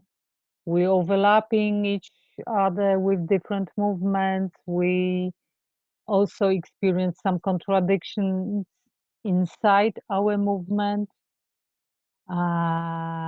differences, very strong social differences, race, gender, class differences, and all it impacts this effort to join our forces in common goal.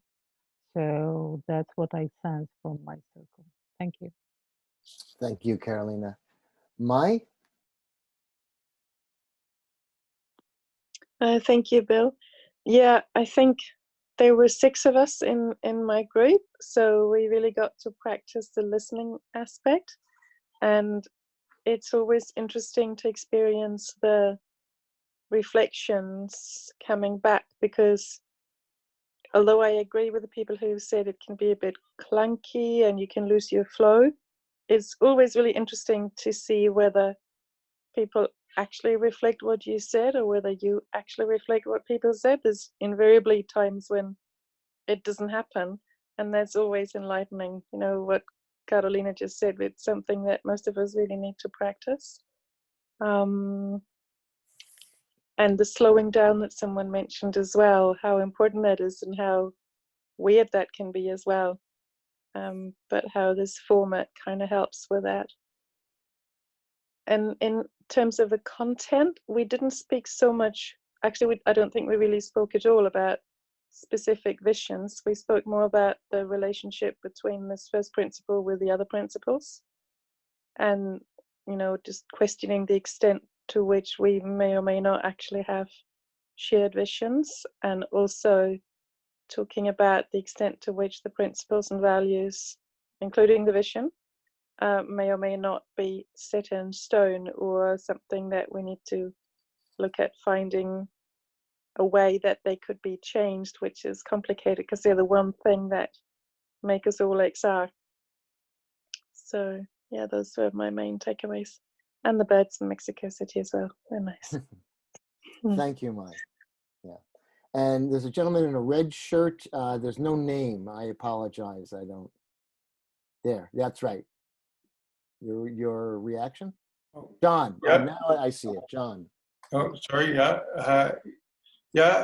I guess I really wanted to appreciate Carolina that everyone in our group got to speak. I think at least 3 times, and I think that was very helpful for folks. And I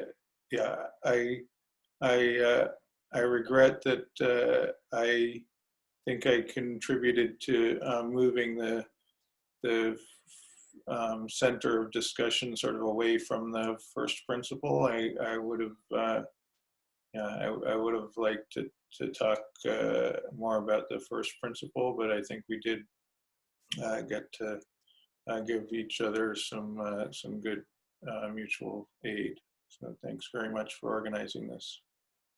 Thank you, John. Okay, now my screen is a little bit, I just want to make sure. Mel, I believe you spoke, but I'm not quite sure. Are you there? Okay. Oh, yes, there. I spoke already. Okay, good. All right. I just want to make sure I don't miss any. And then, there's 2 Katies, and there were 2 me's too. Okay, Katie, I believe you spoke. Maybe you get a show of hands who hasn't spoken. Is there anyone who hasn't reported back? I'm looking on the other. I don't see anyone. Okay. All right. Well, if you don't have video, you can turn off your video. You can just speak, but okay. Yeah, I'll just, I just wanted to say, first of all, how April spoke about, we need to take time to do this, to be with each other and to listen to each other, and how important that is. And so I just wanted to say, I feel very strongly that that's the necessary underpinning for any successful movement. I also wanted to express my gratitude to the people in my group because they were just naturally generous. I mean, I think everybody got a chance. It was just very easy for me as a facilitator, and I really appreciate it. As well, I want to reflect Lou's, comment that it's just great to meet new people who share your values and who are also struggling. And the last one is sort of a joke that I make is sort of like, you didn't know me 2 hours ago, but now you'd let me house sit. And I believe that that's sort of like a first step towards where we need to go. So thank you very much, and I'll turn it back to Edwin. Okay, thanks, Bill. So thanks for hanging in there with the technological complexity. I think Zoom was having some issues with people sort of hacking into calls. So they created automatically, without notifying anyone, or at least notifying me, that you have to have passwords now to get into these calls. And so I think by next week we'll have all that worked out, so that'll save some time up front. This was also our largest group, so this was really exciting for us, and that adds sort of a level of complexity, so that's sort of a learning curve for us as well. In terms of the empathy circle practice, it takes an hour or so to kind of get familiar with the practice and settle into it. And so going forward, you all have experience now, so the next call will be so much easier. You'll pass that barrier to entry of just learning the process, and you're all qualified now to take the instructions, and during the week hold your own empathy circles, so you can become a facilitator, kind of practice it with family, friends, do it online. And yeah, so we're going to be doing this for the next 9 weeks. And so really hope that you'll join us, because you're a bit more, you'll be prepared. You can, as we divide into the groups, you can help with the facilitation if you have a really large group. So we're sort of counting on that. So very grateful for everyone taking part and going a bit overtime here. So I appreciate that. So with that, thanks, and see you next week. And share it to friends. Bring your friends too. Bring them to the circle. Bye, everyone. Thank you. Bye. Gracias. Thank you. Thanks, everyone. Bye-bye. Yep. Bye, everybody. Cheers. Bye. America. Bye. Ciao. Don't bring your friends into your home. We're all going over to Bill's now. Okay. Potluck. Thank you, everyone, for being in this. Yeah, likewise. Yeah, Bye-bye. thank you.